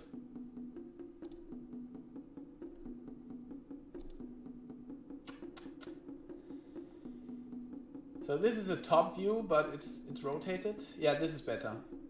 This is rotated to the north. So as you can see, the right side of the lake was a big lake. Maybe we can see the whole lake. Basin of Mexico.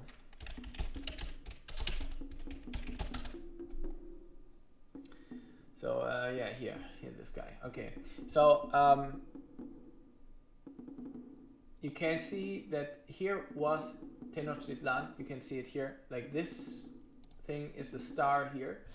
So the lake Texcoco was much bigger, but the Aztecs made this artificial dam.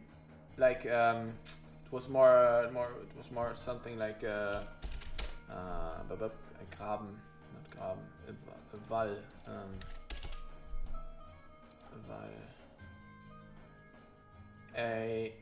a rampart, yeah, a dam, embankment. Embankment is probably the right word for this. So they made this artificial embankment to keep the fresh water on the left side and have the dirty water on the right side. I don't know. This is so crazy. How could Aztecs already build this? This is okay. Yeah, and as I mentioned, it was a giant city. And this is here. This is my reference image. What I was. Where the illustration was based on. Tenochtitlan. Let's see if we have a full screen of this one.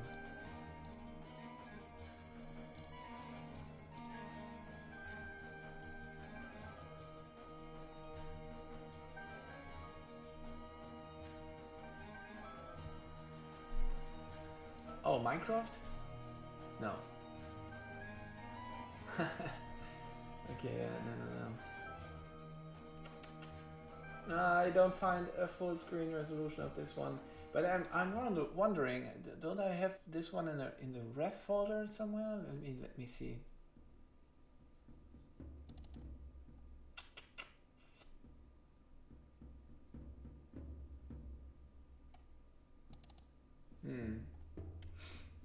Yeah, somehow.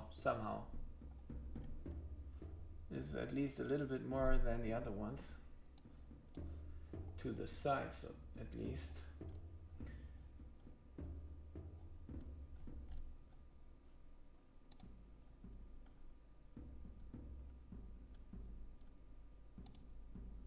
Okay. Yeah. You know what? We will take this one. I think this is the one with the most image information on it. So let's just take this here. So what I'm using now is another program for references. So this is called PureRef. I think it's even for free, or maybe just $1 or so. And you can just drag and drop the image in here, bam, and just scale it as you like. And it's always on top. It's like when I go to Photoshop, it's always on top. So I can place it on another screen, which I have here, and just use it as a rough reference.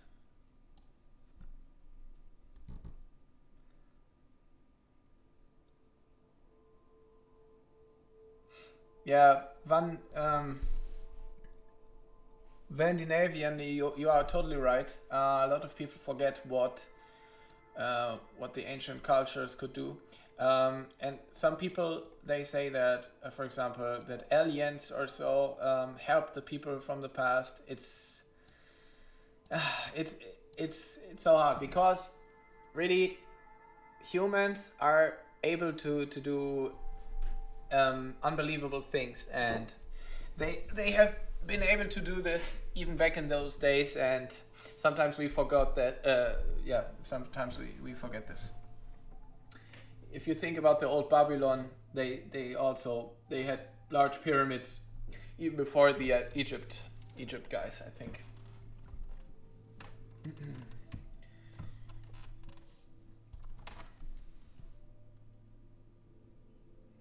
We lost knowledge, but in the same time we have so much knowledge now, which is so much further developed than back then, right? Take medicine, take electricity. But interestingly,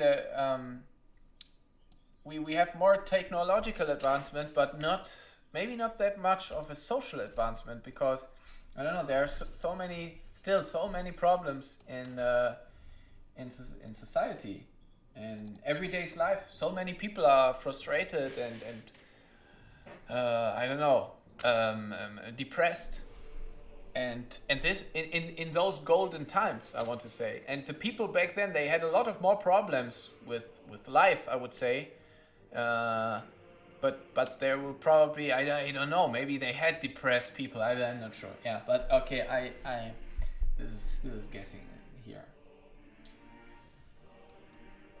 Okay.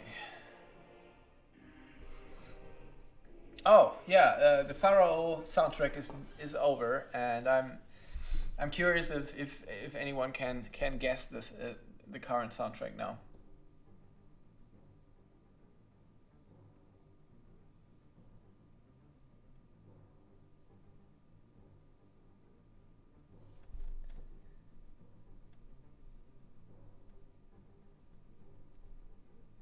What do you mean by floating constructions? Do you mean like chinampas, like that you built on the lake or something? If you mean that, it is actually a possibility, which Nelvin and we are still discussing.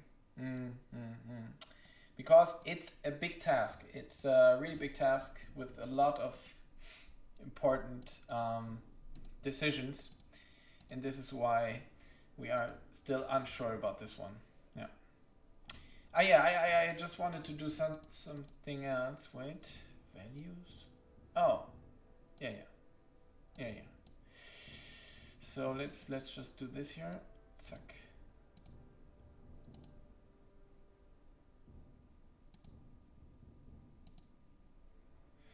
Yeah, this was the value check.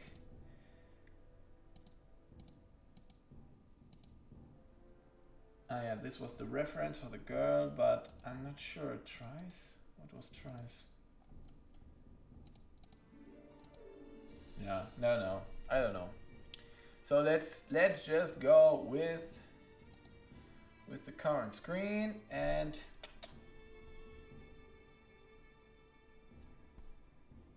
let's put her also in here somewhere.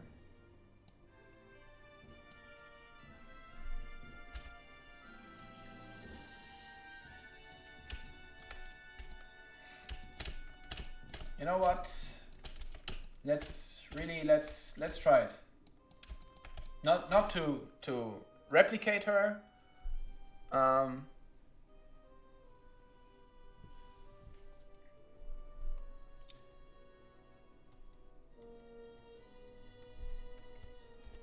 But to go more in her direction. So what I wanted to say, guys, what I wanted to say, Raving,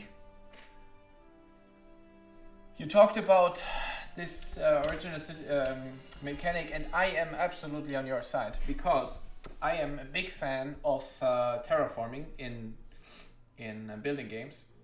I think it's a very, very, very, very important mechanic, and I'm always discussing with Nelvin about this topic. And we are discussing about, as I say, if it makes sense, if it's good for the game, for the player, if it's not too OP, also too overpowered, and yeah, it's still a decision if we will have it in the game, but. What I can promise, not really promise, because we still need to see how we could build in functions for this, but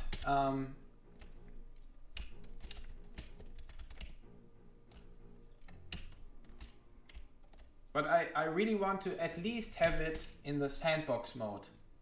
Yes, sandbox mode. There it should be really nice. Yeah. So right now it's already working in a way. So why not just make it work in the game? So I'm agreeing. Yeah.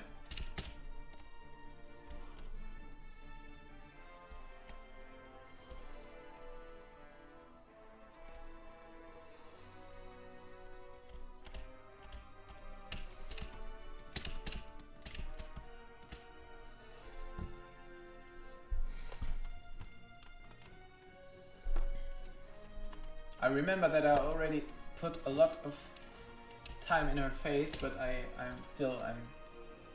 doing it again. What else? Whatever.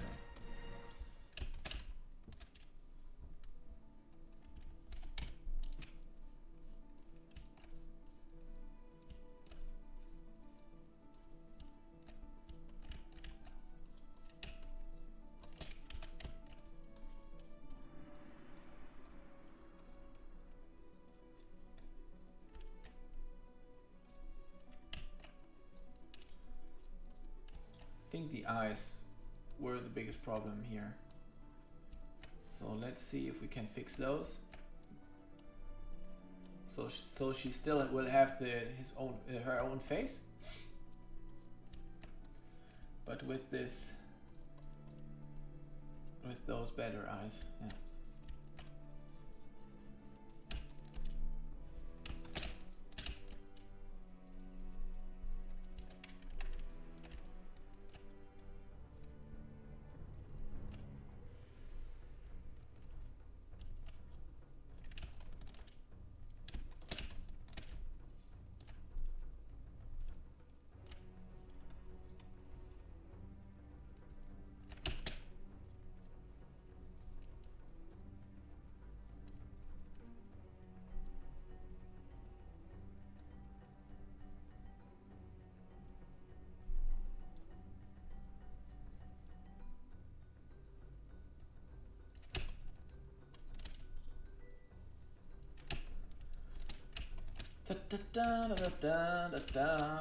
Faces, portraits, every day.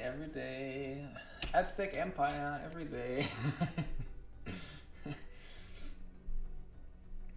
If you're creating graphics, I can tell you guys, I mean, I'm working as a freelance artist in different on different projects.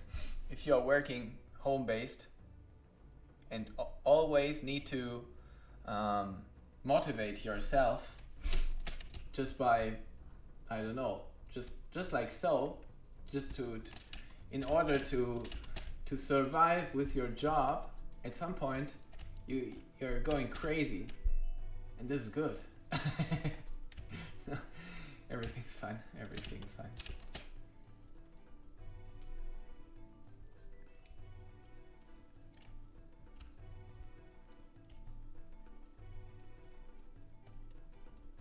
It's interesting because I always are drawing this light thing here as well, and here it's just naturally done. And also it's interesting how many parallels there are already in this image without that. I mean, this was not my reference in any, I mean, I just found this a week ago, and this image that I'm drawing right now was, I began this, as I say, about 2 years ago. So it's really interesting to see that there are so many parallels. I'm happy. I'm very, very happy to see this, actually.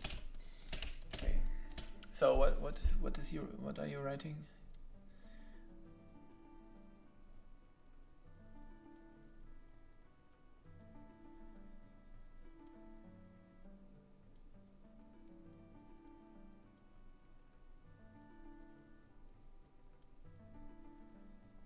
Yeah, exactly.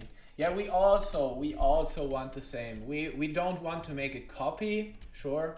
We really want to create something new, something which something original. So don't worry about this, but it's actually good that you are saying it again, because you are just one of the a lot of people who are really wanting this terraforming mechanic as I am, and we just have to have it in the game. Absolutely, there's no way around it.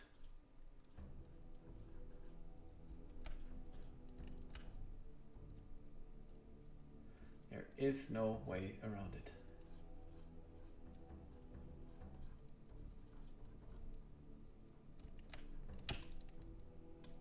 Uh-oh.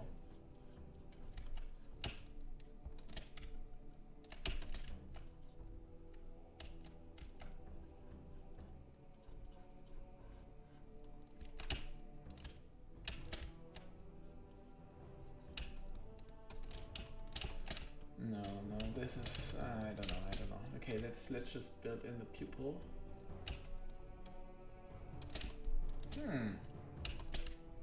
Okay, let's try this one here.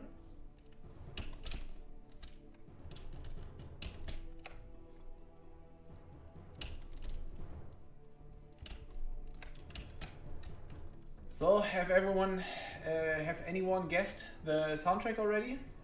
Can you even hear it? Question mark?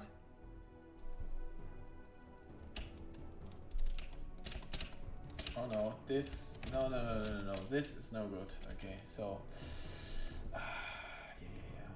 You know, with phases, it's always so difficult to build them properly. But tell you what, guys, we will do it. We will do it anyways. I think this eye is better. Now the left one needs to be replaced as well. Okay. And with portraits, it's always important to go far away from the picture and see it from the far.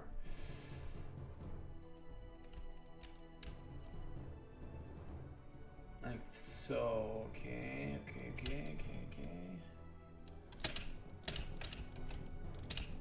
That's another trick also, is to mirror the whole thing and draw from this angle. But I'm getting happy. I'm getting happier with this one here. So what we need is to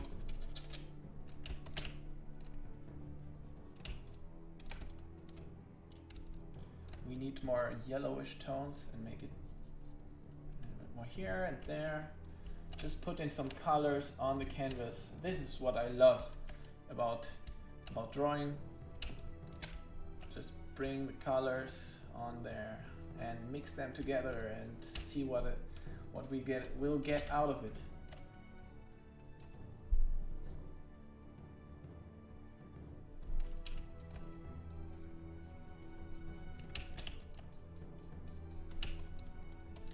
Can you even hear the soundtrack, guys? Anyone? Hello?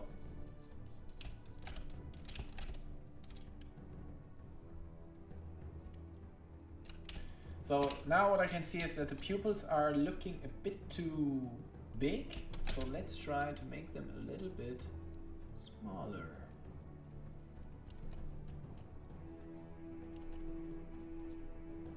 So I still want her in a cartoony-ish looking. Still want her to have this cartoonish look, but the other one was too creepy. I don't know. I just yeah.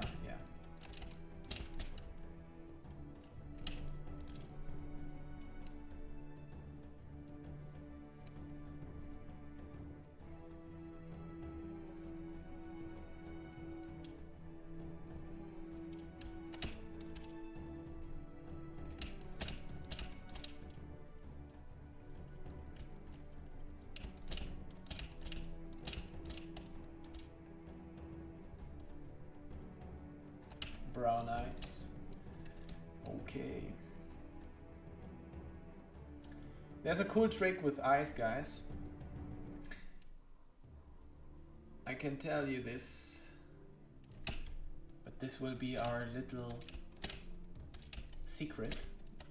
So check it out. It's really easy. So you do this one here.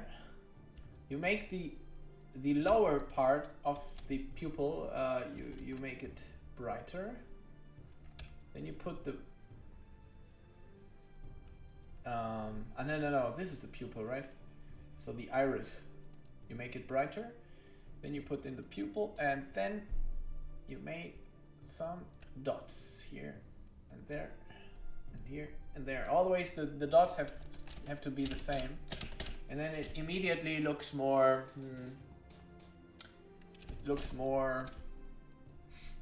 realistic. So let me see the soundtrack.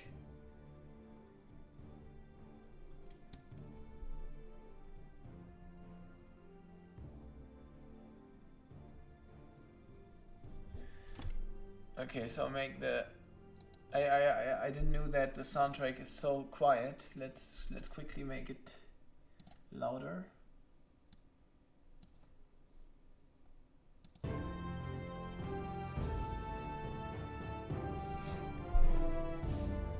But you know what? We will just carry on to the next one. The next one you will absolutely know. You will know it, guys.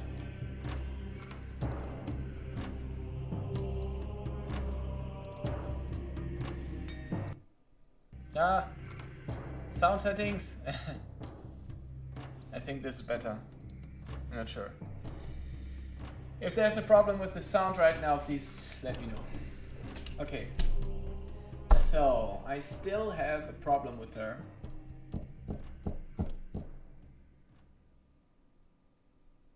But don't worry. We will find it and solve it.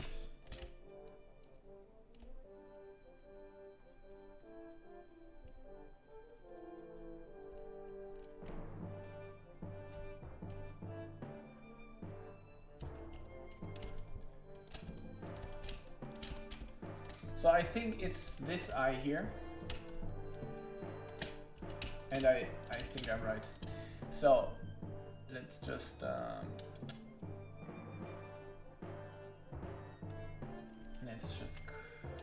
mirror this again. And I think the eye is looking a bit like it's falling down on the right side. So what we can do is to make this bigger, give her more eye here.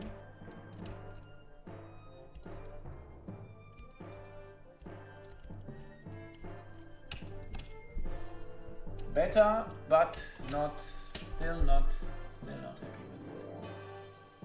So another try is to take the whole eye.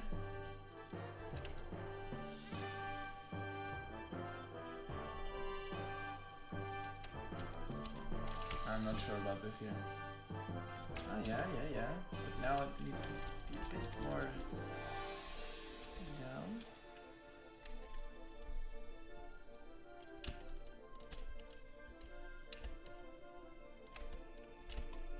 Okay, now I think the problem is the right eye. Because this is looking already fine. And this too, but in combination it looks a bit off. Can you see what I'm talking about, guys? Or is it...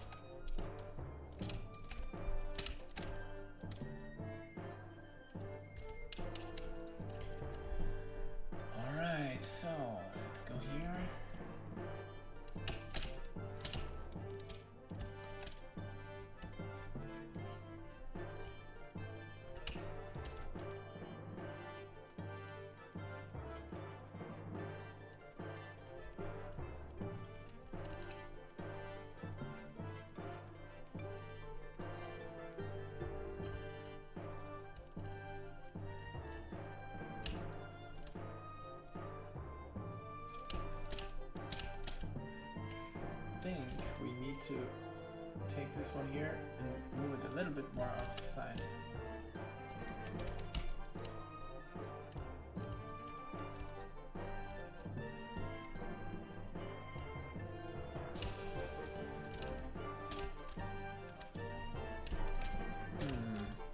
Maybe move this one more to the inside.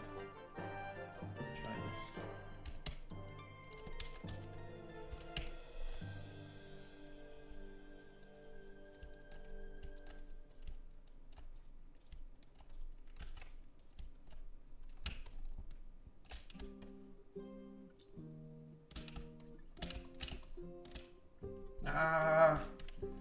I'm getting crazy here, guys. Crazy. Let's try the whole iris again.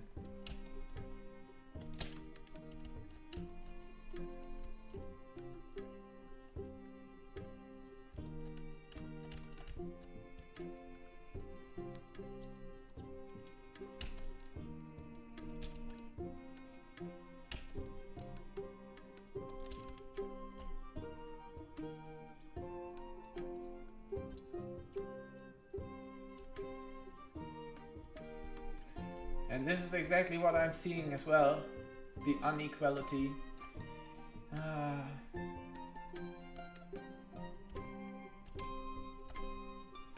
I'm trying to fix that.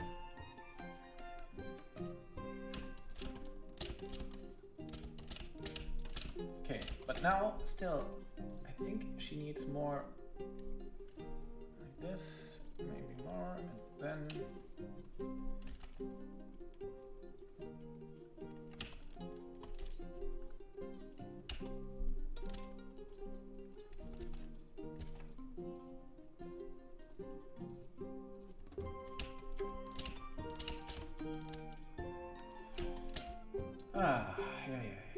We are getting somewhere. We are getting somewhere.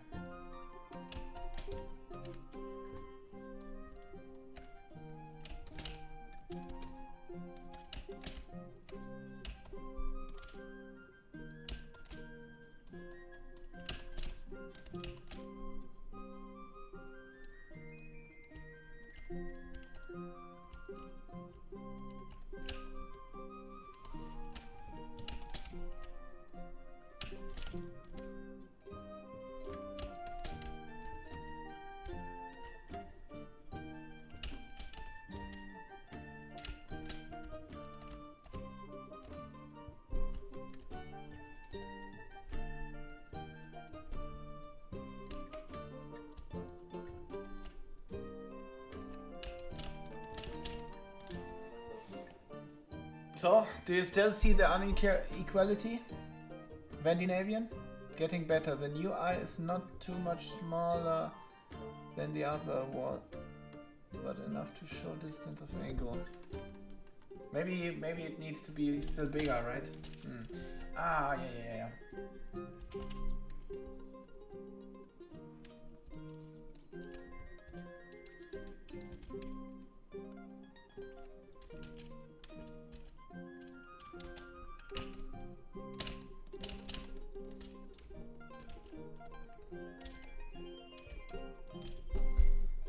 But I see another problem. Now she's not looking to the viewer anymore.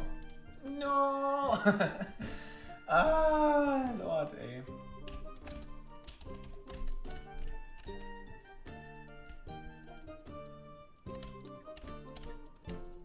But honestly, this is the. I mean, for me, this is. I'm not sure if it's how it is for if you watch it, but. As an artist, it's the biggest fun is to find the right proportions when drawing portraits. So drawing fixing until it's really the best, I would say. This is what makes so much fun about it, in my eyes. For me.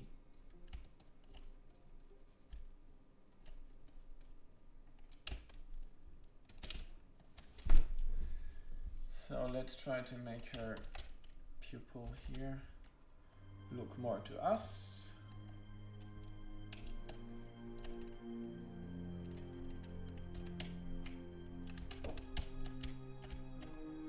We probably need to move the other one too. Oh, not really. Okay, let's try this. Oh my god.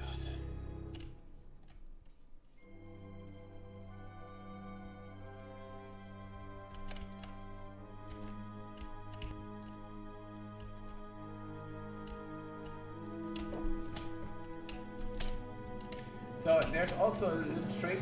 You can always put a very thin white line beneath there to make it also look more realistic. It's a small detail. No, it should not be too big.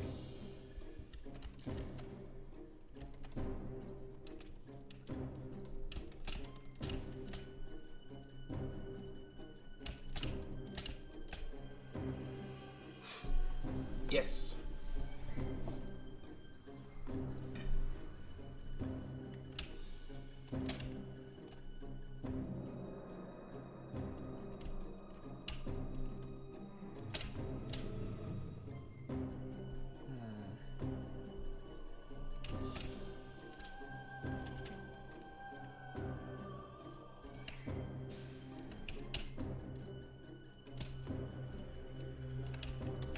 Not sure.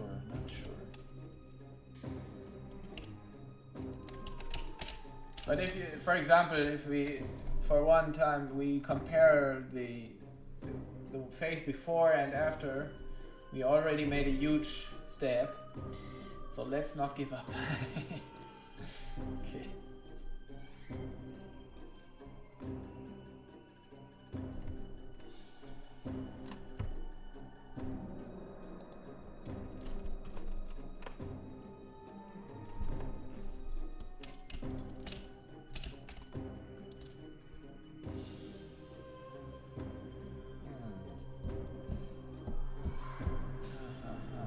Maybe this eye can be more outside, this more inside.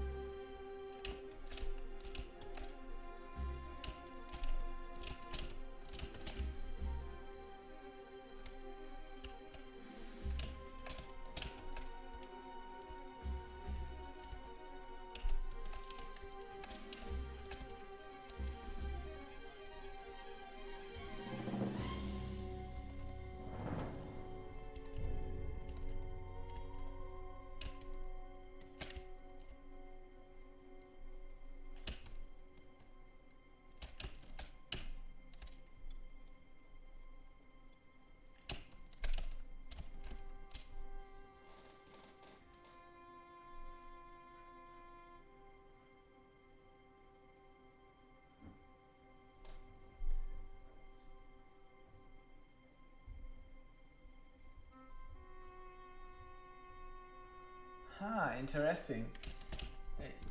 Why do you like the old one more? This is interesting.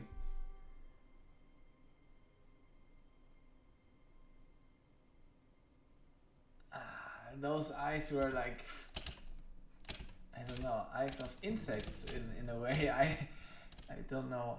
The new one looks more realistic. Maybe we can make the eyes a bit bigger. Okay, yeah, maybe we can do that. Because her eyes are bigger too, in a way. Not sure. Let's try it. You know what? Let's try it. So we just save this, make the eyes bigger. Let's try that.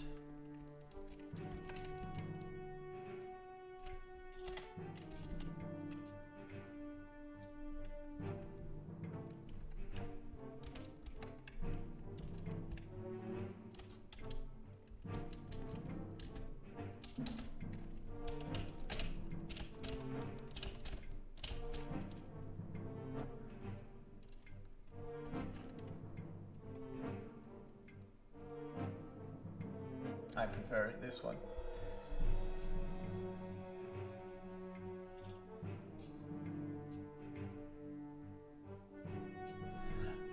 Yeah, don't worry about this, that it's apart from the rest of the body. I will totally change that.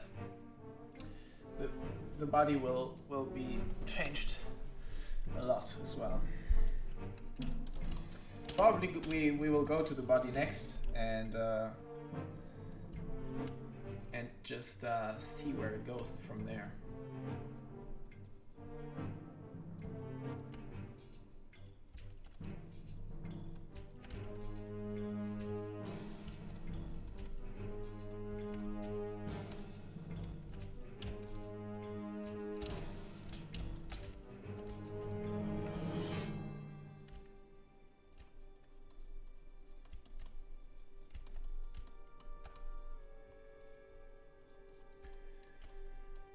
Yeah. So I think the stream will also. We're getting to a point where the stream is going very long, but I'm still on it because I'm very happy that I'm still finally working on this picture again.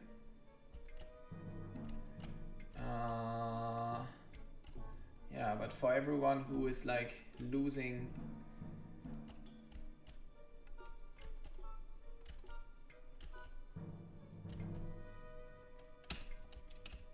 or losing the time, no, but yeah, you know what I mean. For everybody who needs to go, I see that the viewer count is getting lower. I just want to say to everyone who will go now, have a nice day, and thanks for watching. But you are still very welcome to carry on watching for sure. I will stay some more here. So for example, let's say at least until 9 o'clock. I would carry on. Yeah. Maybe we see how far we get there and if we carry on there.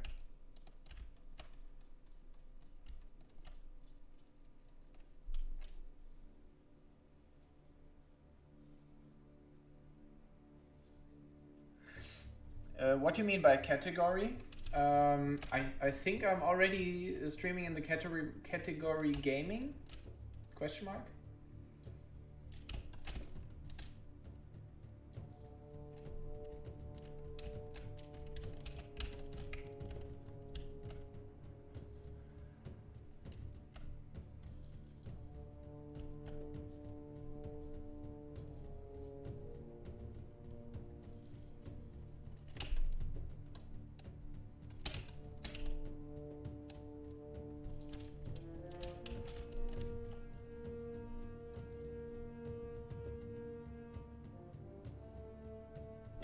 Can I change it while streaming? I mean right now, can I change it?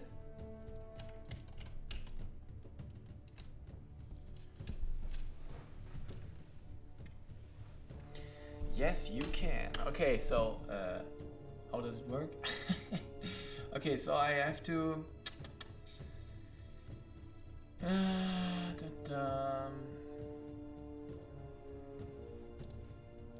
stream channel.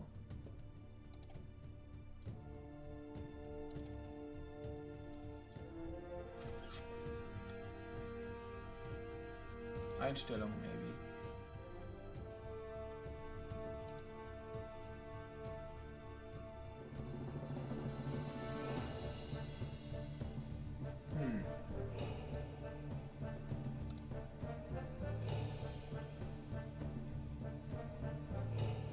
No. My stream have been, my chat have been deleted. You know, guys. Channel pen button. In your page.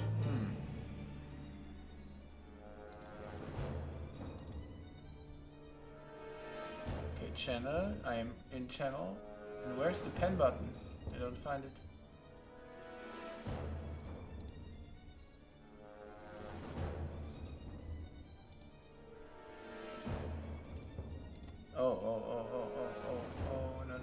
No.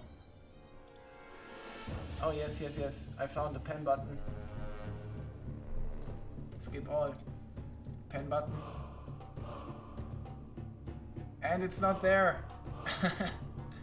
You know what? I think we will.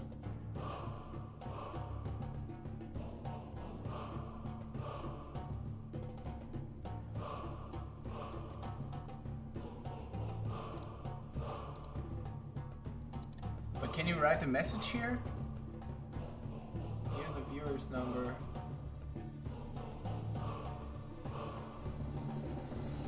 Yeah, because I am in the administration view right now and I'm not finding it. What Ansicht bearbeiten? No. Kanaltools, Benutzer, Kanalaktion. Think we need to do this later on.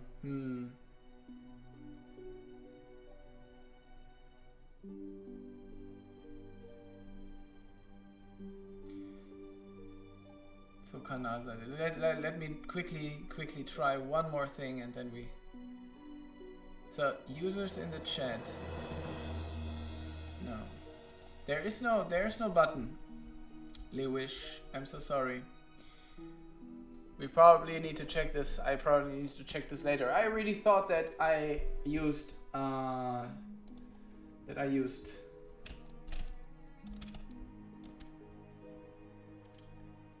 category already. Yeah.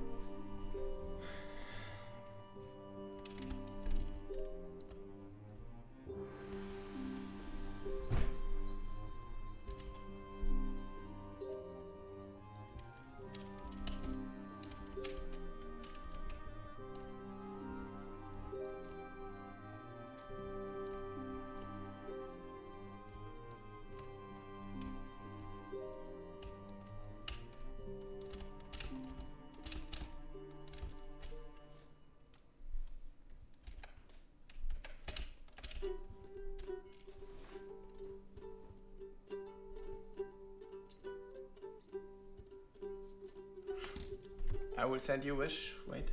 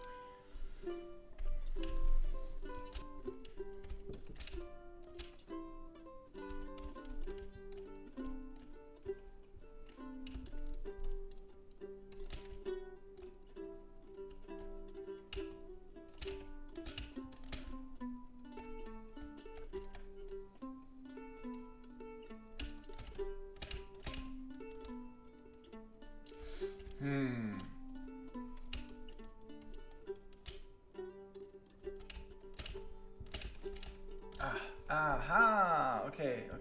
This is something interesting. So if we hide the eyes like this here, what eyes? It's definitely different eyes, or let's say. Okay, let's do something. So I imagine the eyes like here.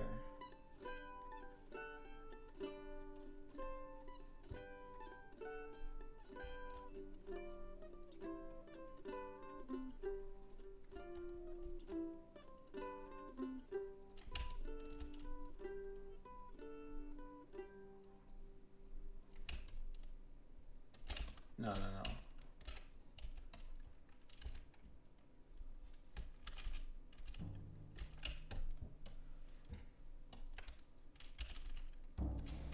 So, and where are the eyes? Actually, a bit too high right.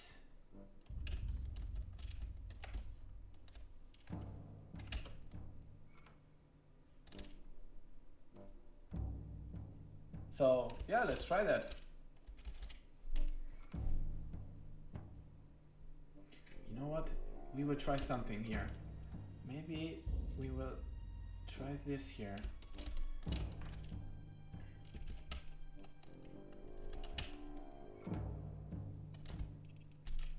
No.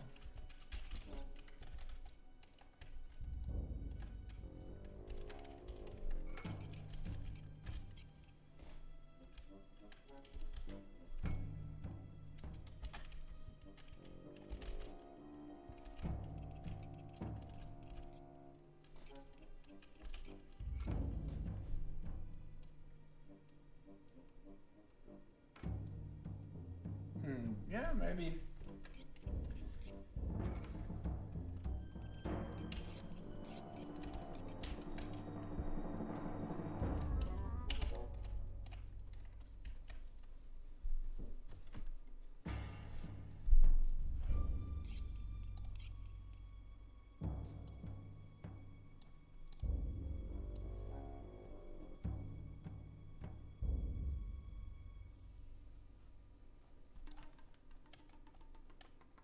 Oh. Lewis, thank you. Category, okay. Now I found it. Game. Is there game dev?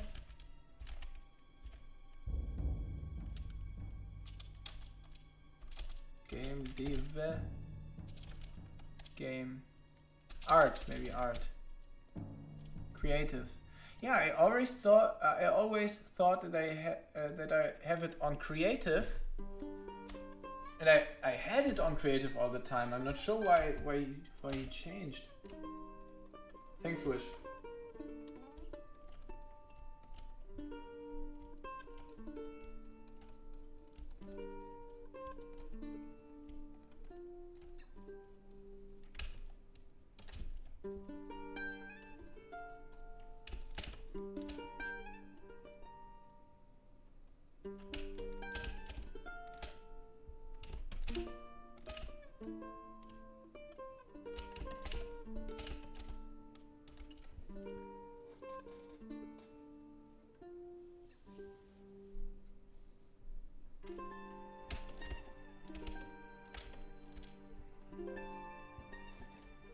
This will probably still be not be her final phase. Yeah, it's always like this when it comes to phases.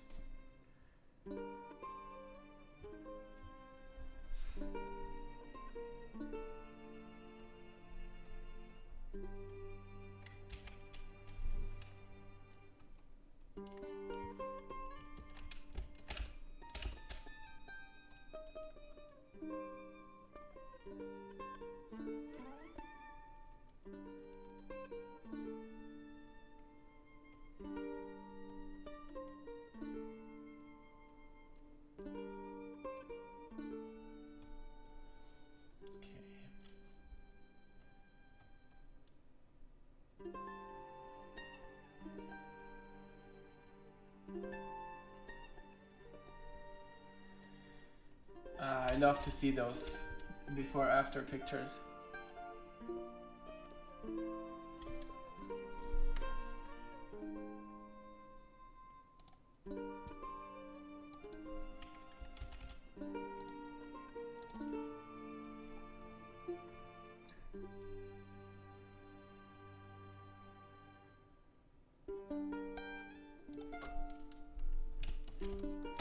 Thanks, Wish. Thanks a lot. I changed it to art. If you have other tips, please let me know.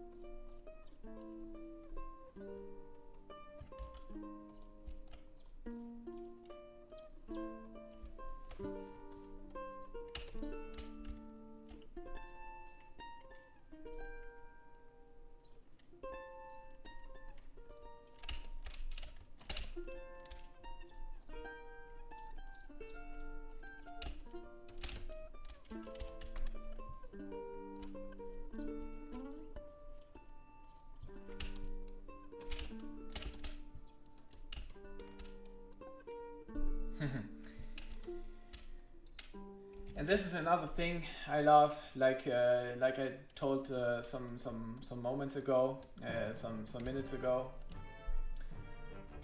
I love it to I said that I love it to bring color on the canvas, and I also love it to change those giant shapes that I created here, and just give them more shapes,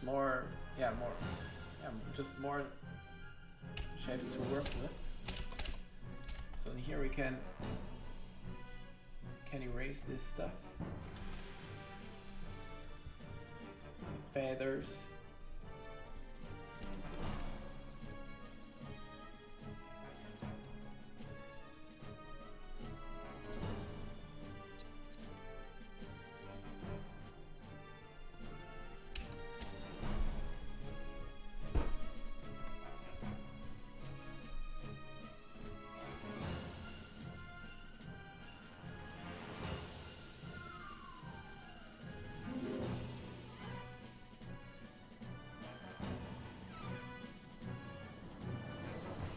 This is a really good tip, Wish. Oh yeah, I will totally do that.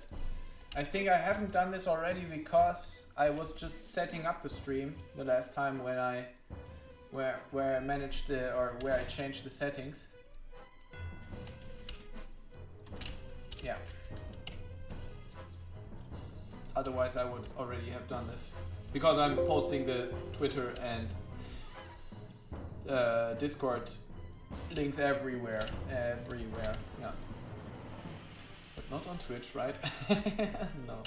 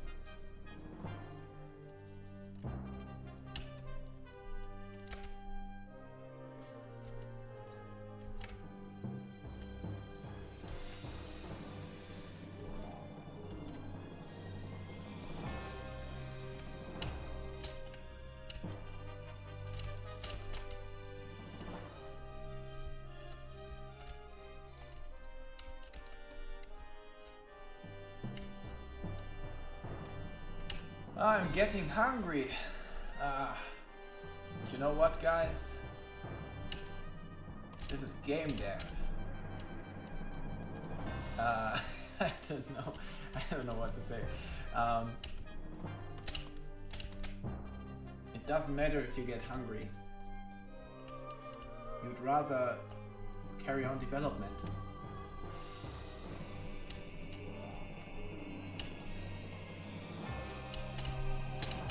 I think this shoulder could be much lower, much lower.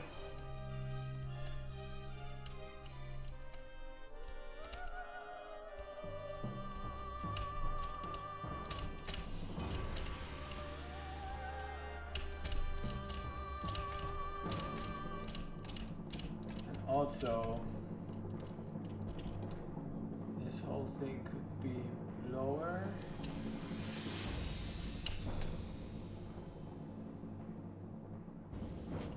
Maybe, question mark. A bit.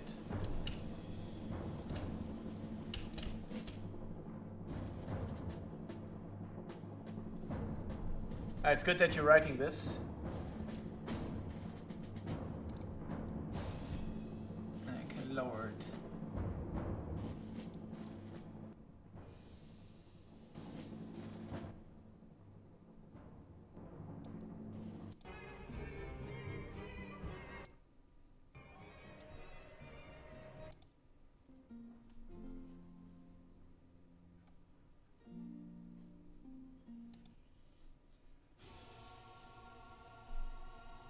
Let's go with the... Let's try this one.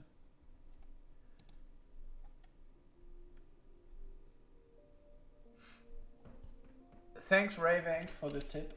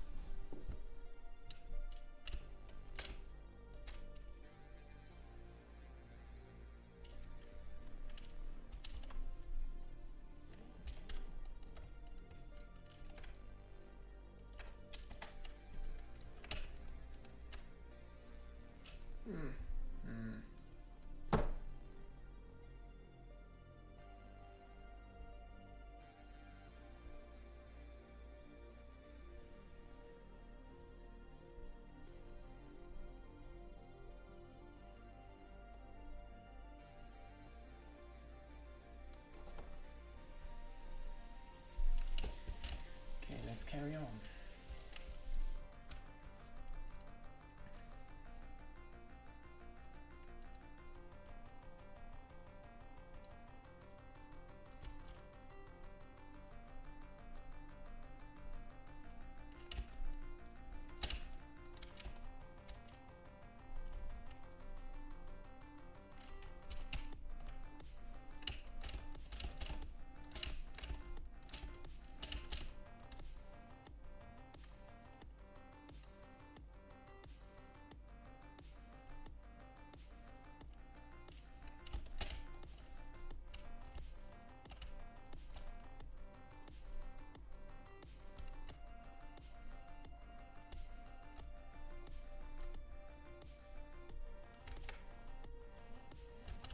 Guys, I have to say that I'm really happy that you are here with me, working on this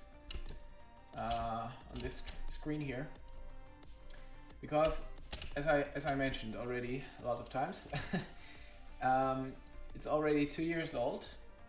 The first composition, almost probably 2 years old, and it's always like it's.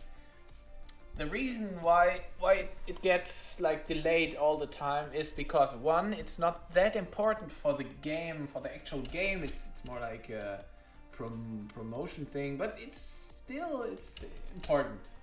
But it's not that important as, for example, the houses are. The houses, without the houses, the game would not work. But without the screen, yes, without this screen, yes, the game would work. This is why my motivation for this one is a bit lower, but still I really want to push it. And having you in the stream really, it keeps my motivation up. Absolutely. And I don't know, I still see about 10 hours in this picture that I need to put in, but it's fine. It's all fine. I mean, at the end, it's really, I mean, I can't wait to see it in the game. Like when you start the game, you will have this screen every time, and it will also be the Steam banner for probably.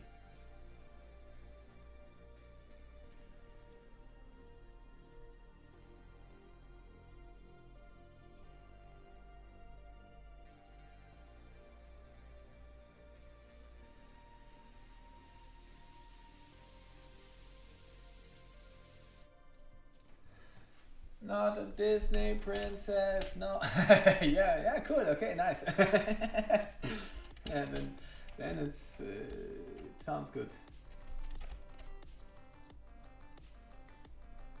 I will probably change the face one more time. Don't stick to it too much, but we will see. Okay, we will see.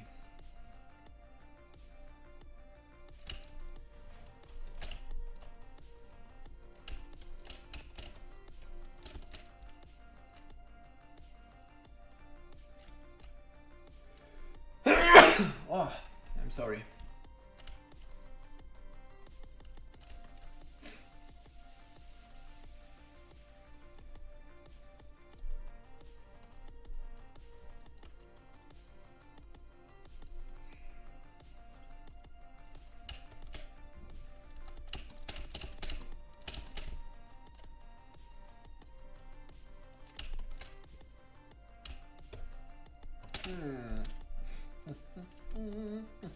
I think we can do something better with her hair. I'm not that happy with her hair actually. So someone said that the upper shoulder is a bit too high, so let's make it even less higher, and also let's cut the hair a bit. Let's cut the hair like this. Okay, and here too.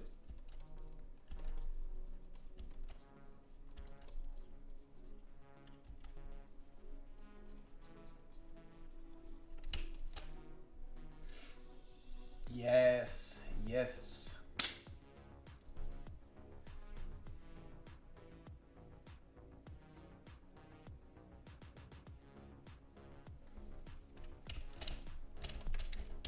Maybe we have something like here. I'm not sure.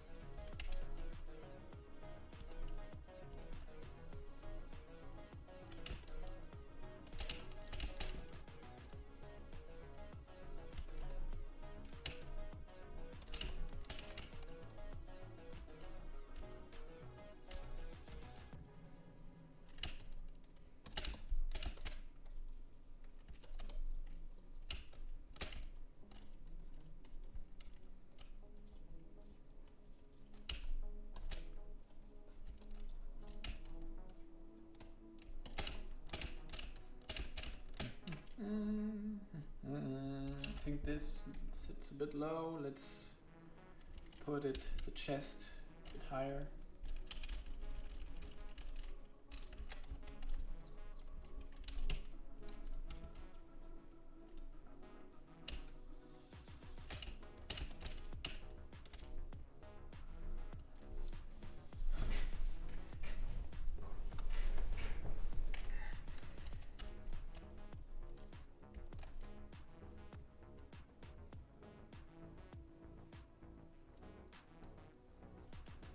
Yeah, Pocahontas was the same what I thought about. Yeah. Yeah, we will see.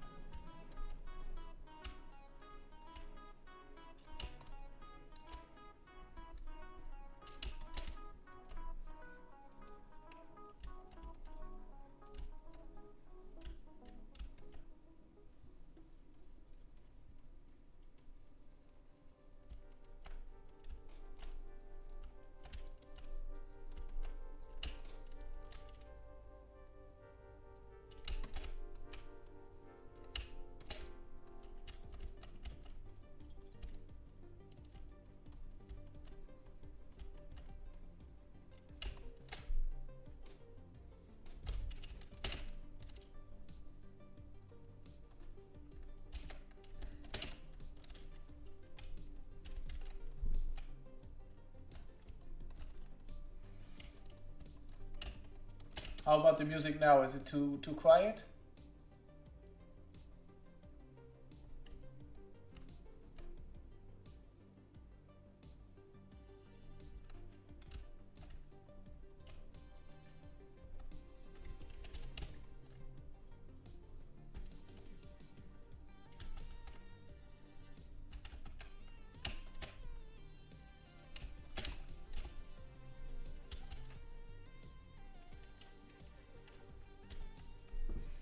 Good. You probably hear it louder than me. I can't hear barely anything, but it's fine.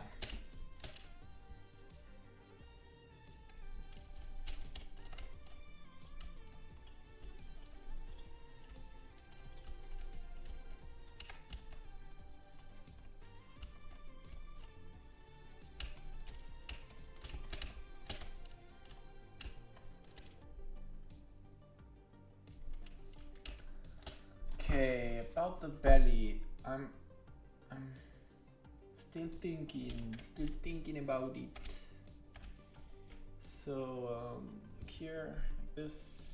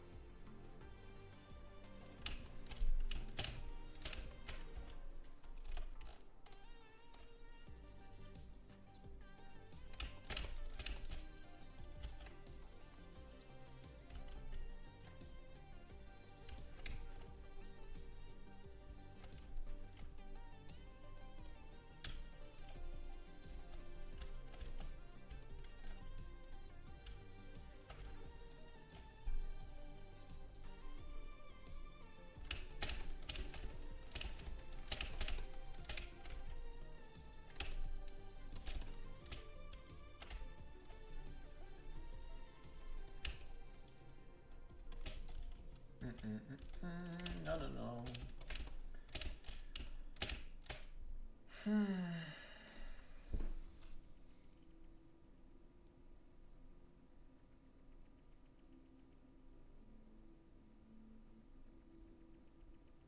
Ample chested? What? What is that?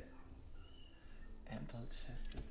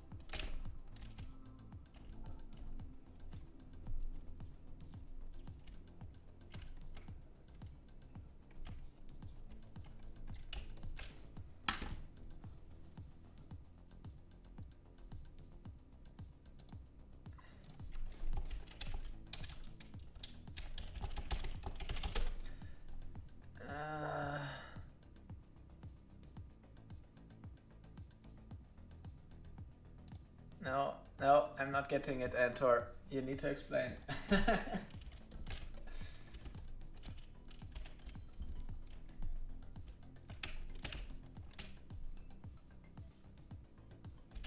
get the impression that she could be a bit taller, maybe. Let's see.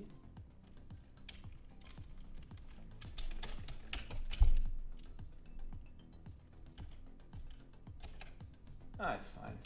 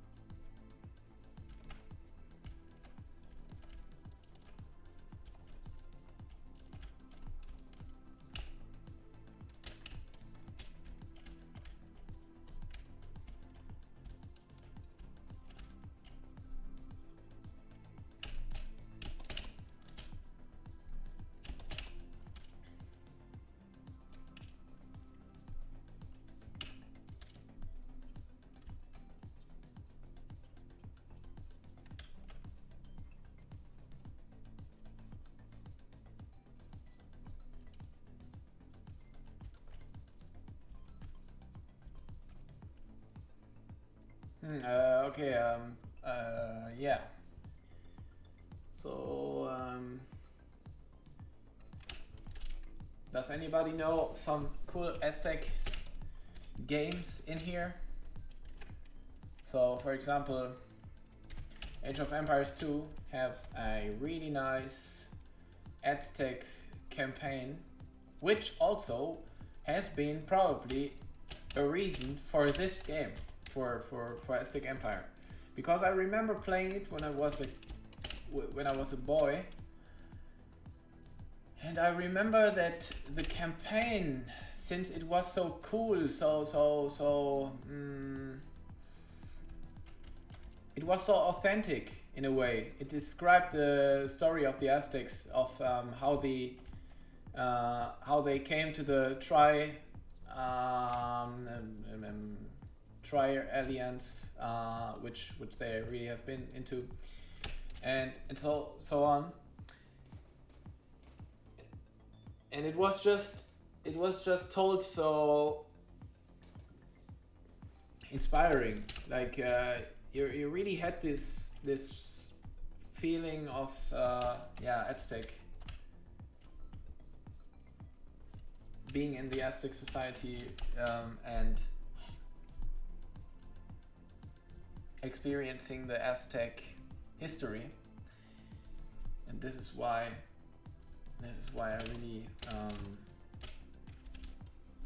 I really like this. And then this is how I also became more interested in the Aztec setting, probably. And from there on, why I choose this kind of game, this culture. Okay, what are you writing, guys? Let me check.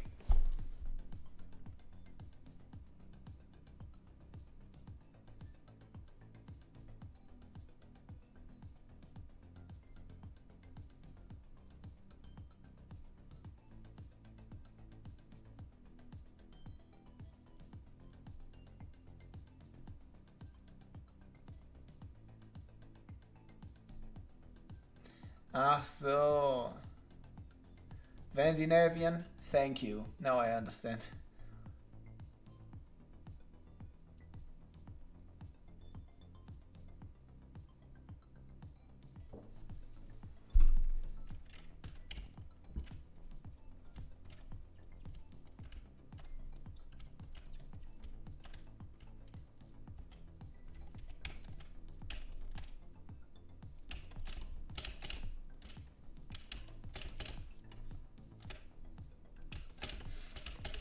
So the legs need some changes right now. So how about this here?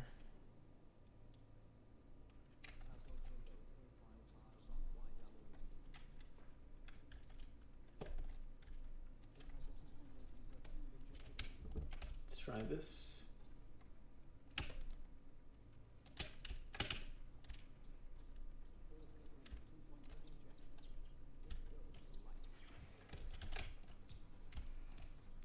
and she, by the way, the girl that I'm drawing right now, she was inspired by...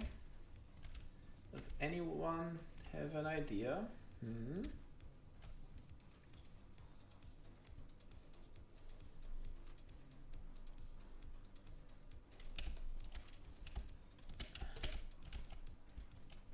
It's actually...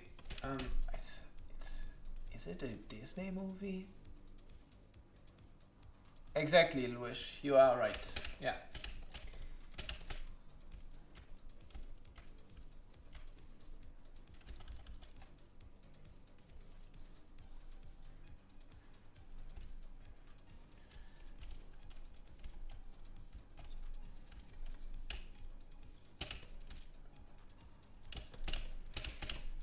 That was a quick guess.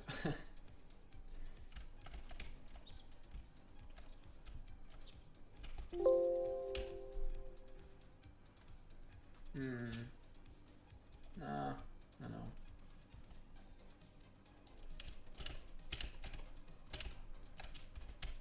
Let me quickly try something here.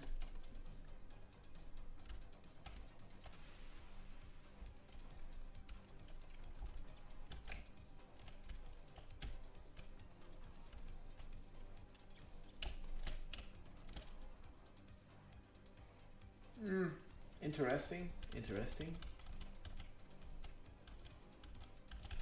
Possible to think about it. I'm thinking that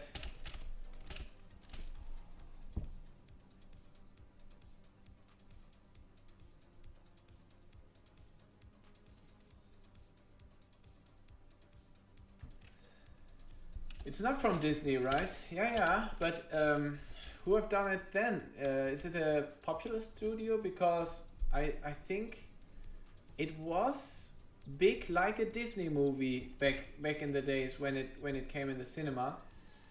But it's not a Disney movie. That's interesting.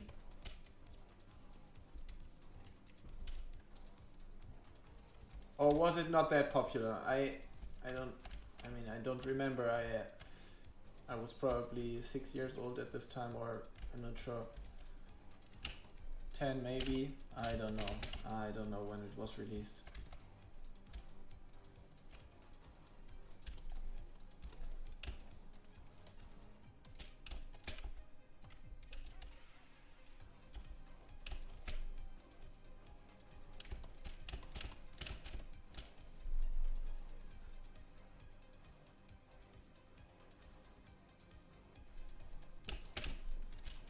So I will put a flower here.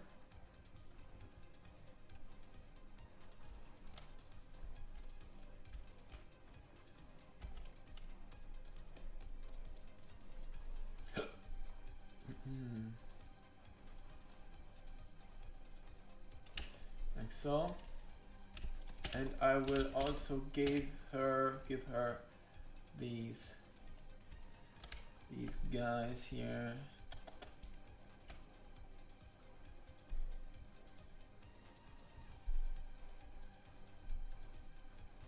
I will also give her a necklace or something, just like here,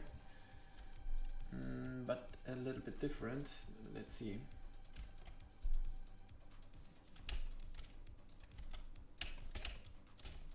Nah.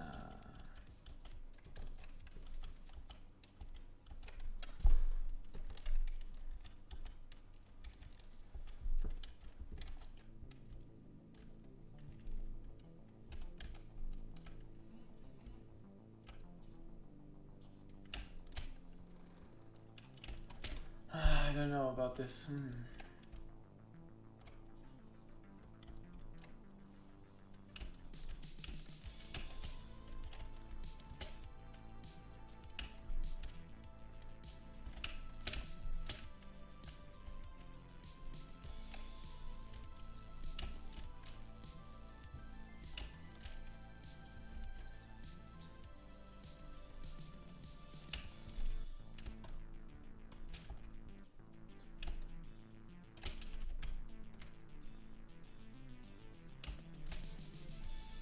Or something like this.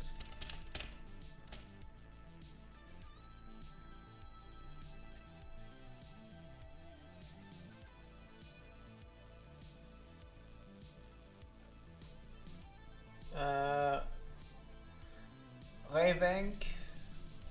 I don't know this. Je ne connais pas ça. Les mystérieuses cités d'or. It's a French cartoon.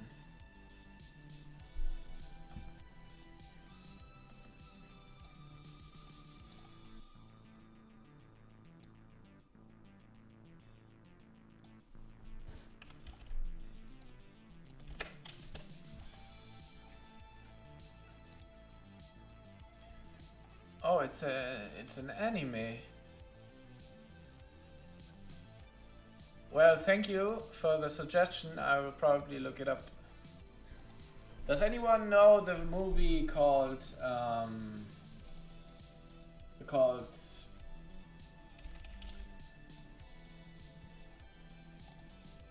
Apocalyptica?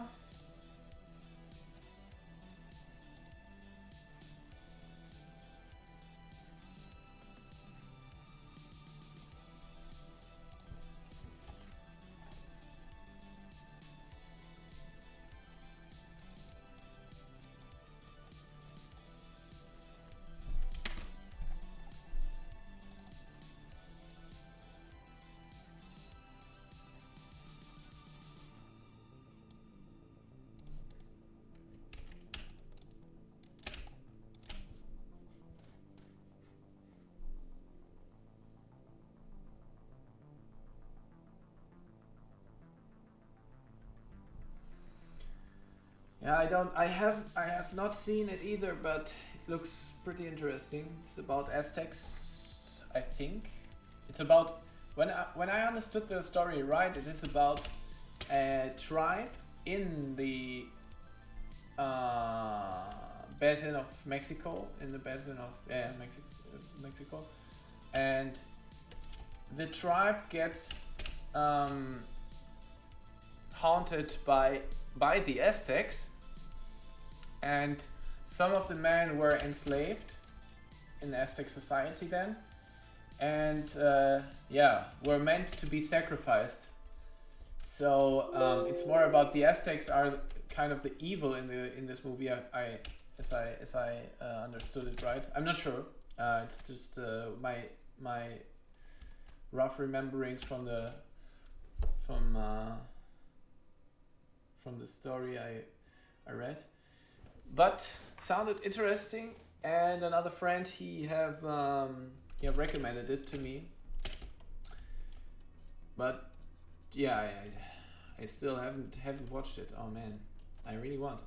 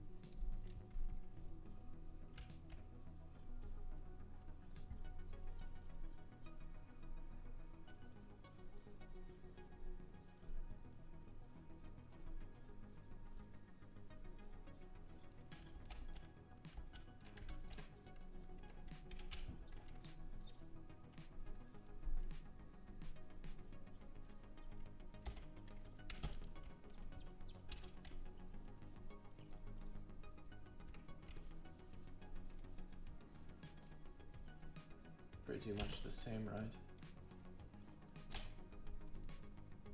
Yeah. Lol. Almost the same.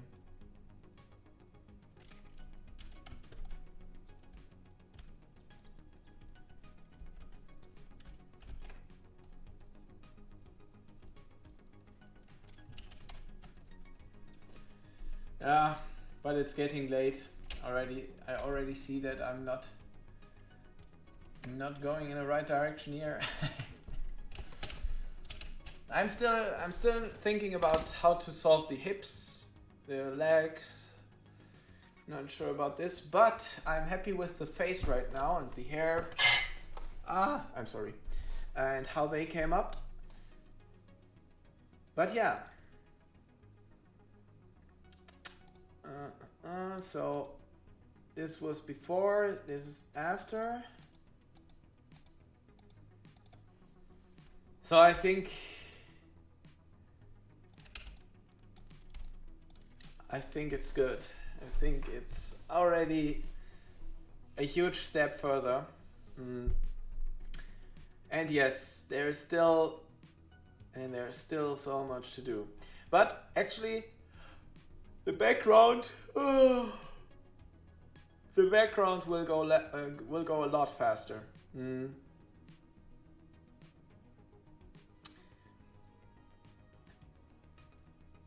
The name of the movie, sorry, Apocalypto, exactly.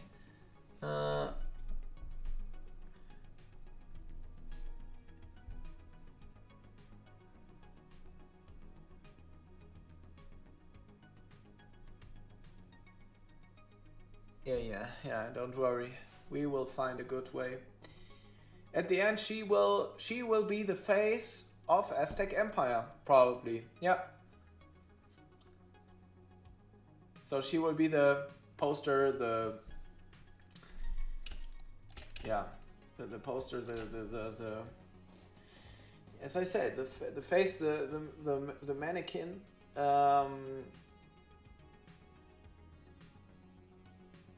So she will be on the banner, I think, on the Steam banner. I imagine her, and also on the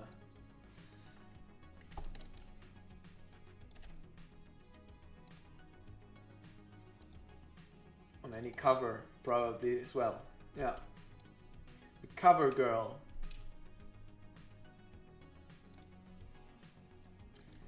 So let's put everything else in there too.